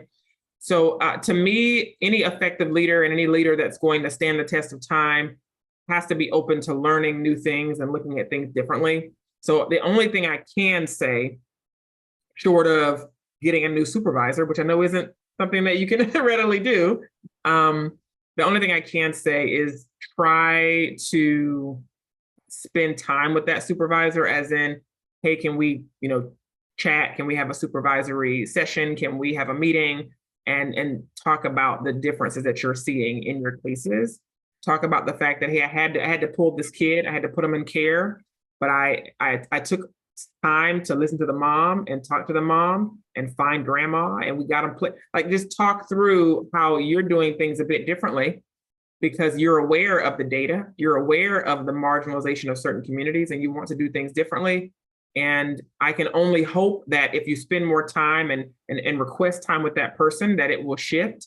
Again, leaders want to learn, at least true leaders. So I would hope that they would want to learn from what you're doing. Yes, that is true leadership. Okay, so we have 2 more questions, and then we will cut for lunch with just a quick little report back out to Menti and some last minute announcements before we break. So the next comment question is from an anonymous attendee. They state, in my internship in a public child welfare's emergency response department, a lot of the workers I have talked to do not feel supported by their supervisor and have discussed how the outcome of their investigation is really dependent on which supervisor they consult with, and hold the impression that going to a higher supervisor will result in backlash. What would you recommend for making revolutionary change in this type of environment? Yeah. I believe that in that sort of environment, it's going to require bravery. And again, this isn't exactly a case consultation, so I certainly can't tell you what to do, but I can say that it would take some bravery to just to say exactly what you just said in a respectful, professional manner, of course, right? To say, over the last, few months, I've been realizing and observing that, decisions around families really vary depending on who we talk to. And as an intern, that's hard for me. Like, I want to know, how do I make a decision? How are decisions made? Is there any objectivity around it? Is there, how are we making decisions? And I think that asking that question is brave. And I also think it's also a part of your learning experience as an intern. That would give someone whiplash if they're trying to learn child welfare and the decision really rests in the hands of the person that you're talking to. That's the definition of implicit bias, right? We need to know, again, what constitutes a decision and why. And I think that's a fair question, but I'm not exactly, again, telling you what to do, but I think it's a fair question to talk about observations and what you need to learn. Okay, and lastly, and I think this is a good question to go out on because it's asking for some actionable tips or hacks, as folks sometimes say. Do you have any coping tips, skills that social workers can use when they get triggered or are emotionally affected by the injustice the system does to our families? Yeah. Just outside of the regular coping things, as far as trying your best to take care of yourself. And I wanted to say that first, because when I was in the field, a lot of my colleagues just struggled with eating somewhere other than their car, just things like that, right? So I would just say, outside of trying your best to, eat well, take a beat and eat, not eating in your car, racing to a home. And again, that's very difficult. So that's going to help you cope when you face injustice, because you're taking care of yourself. So although you're emotionally stung by the injustice, your body's not going to respond because you're taking care of your body. So I want to start with that. Try your best to take care of you. And then secondly, I personally have a lot of connection with women that have navigated the child welfare system and lost their children. Some of these women have had their rights terminated. They're sitting in a courtroom fighting for the rights of their kids and having them terminated. And talking to these women, and seeing how they are advocating for changes in a system that essentially ruined their lives. That is very inspiring to me. So when I get bogged down about injustice, I think about this mom who was trying to change the system. And I just think I couldn't do that. I always say, if somebody took my kids and terminated my rights, I would probably be, in the corner, crying, but these women are out here saying, I want to change it for the next mom. That's incredibly inspiring to me. And I hope that you are able to keep close proximity to the community in that way. Great. Thank you, Dr. Pryce. That concludes the end of our Q&A. And we thank you for the time that you've taken. What a wonderful, rich conversation and presentation we've had. And I want to turn it over to you for last comments before we make announcements, before we break for lunch. Sure. So if you've heard me speak before or, seen anything that I have online, I live by a quote that I'll share as I close up. And it's a Chinese proverb, and it says, the best time to plant a tree was 20 years ago, but the next best time is right now. And I'm just excited for each and every one of you and how you're going to impact child's welfare. It's not too late to plant trees, but remember, we have to plant them with different seeds now, right? So we have to do things differently. And I appreciate your time and attention. Oh, lovely. Thank you so much. And I believe we have Jessica, who will come on now, right? Yes, thank you guys. Sorry about that. Can you hear me all? Can you all hear me? Okay, great. I'm going to pull up the Padlet again. And we're going to do another mentee. So you can actually just click, if you all open the Padlet in a new bar, when you open the Padlet, go to reflections and just click this picture, the mentee.com. When you click it, you'll see this. And it says, share one word that identifies your reaction, feelings on Dr. Pryce's presentation from this morning, and go ahead and submit that word. And you can actually submit more than one word if you want. You can submit multiple. So we're going to go ahead and look, see what you guys have. Can you guys see the new words popping up? Are you able to see that? Yes? Yes. Great, thank you. All right, so I see inspired, momentum, hopeful. Inspired is coming up a lot. Validated, insightful, informational, encouraging. See encouraging coming up more, hopeful coming up more, empowering. Awakened. I like that. Wow, that is powerful. Recharged.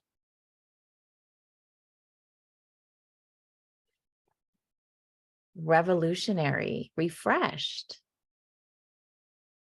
Validated. Inspired and invigorated. Emboldened.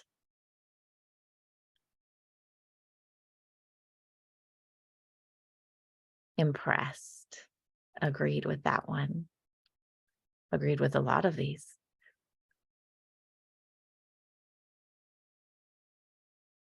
See, we keep them coming.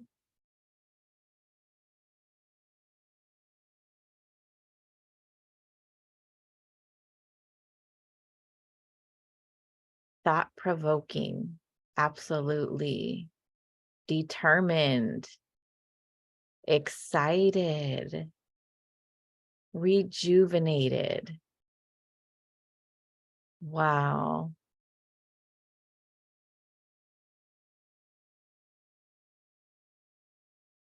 All right. Well, keep them coming. Those of you who are still working on it, we would love to see how you're feeling right now after Dr. Pryce's presentation. I see hopeful and inspired. Seems like it's some of the big ones. Empowered.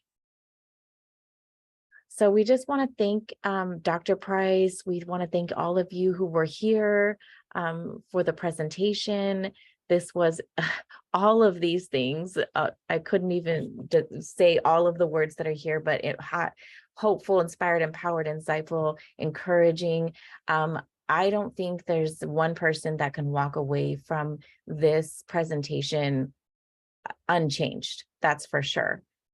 So we want to thank you, Dr. Pryce, for your time. And I believe there's somebody else going to be coming on to share about a little bit about the break that we're going to have coming up and what to expect moving forward. Thank you.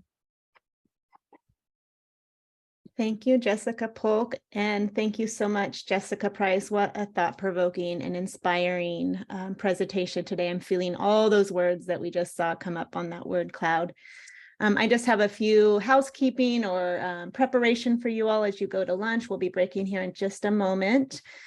As you can see on the Menti, we're going to be starting our afternoon session with a breakout room. And what we would like you to do over lunch is just take a little time to consider one of the questions that Dr. Pryce provided for us in terms of what do you see your role as a public child welfare social worker to be. So think about how would you define your role? And then think about the values that you hold that align with that role, and how you might hold on to those values when faced with pushback. That will be our first breakout section when we come back from lunch. Also, as a reminder, we're going to be joining through a different link. So that has been put in the chat. It is also on your Padlet. So please remember that join us through the additional Zoom link that was provided to you. I think that is all in terms of reminders. Enjoy your lunch, fuel your bodies, heal yourselves, take care of yourselves, and we'll see you back here at around 1:03. Great. Thank you.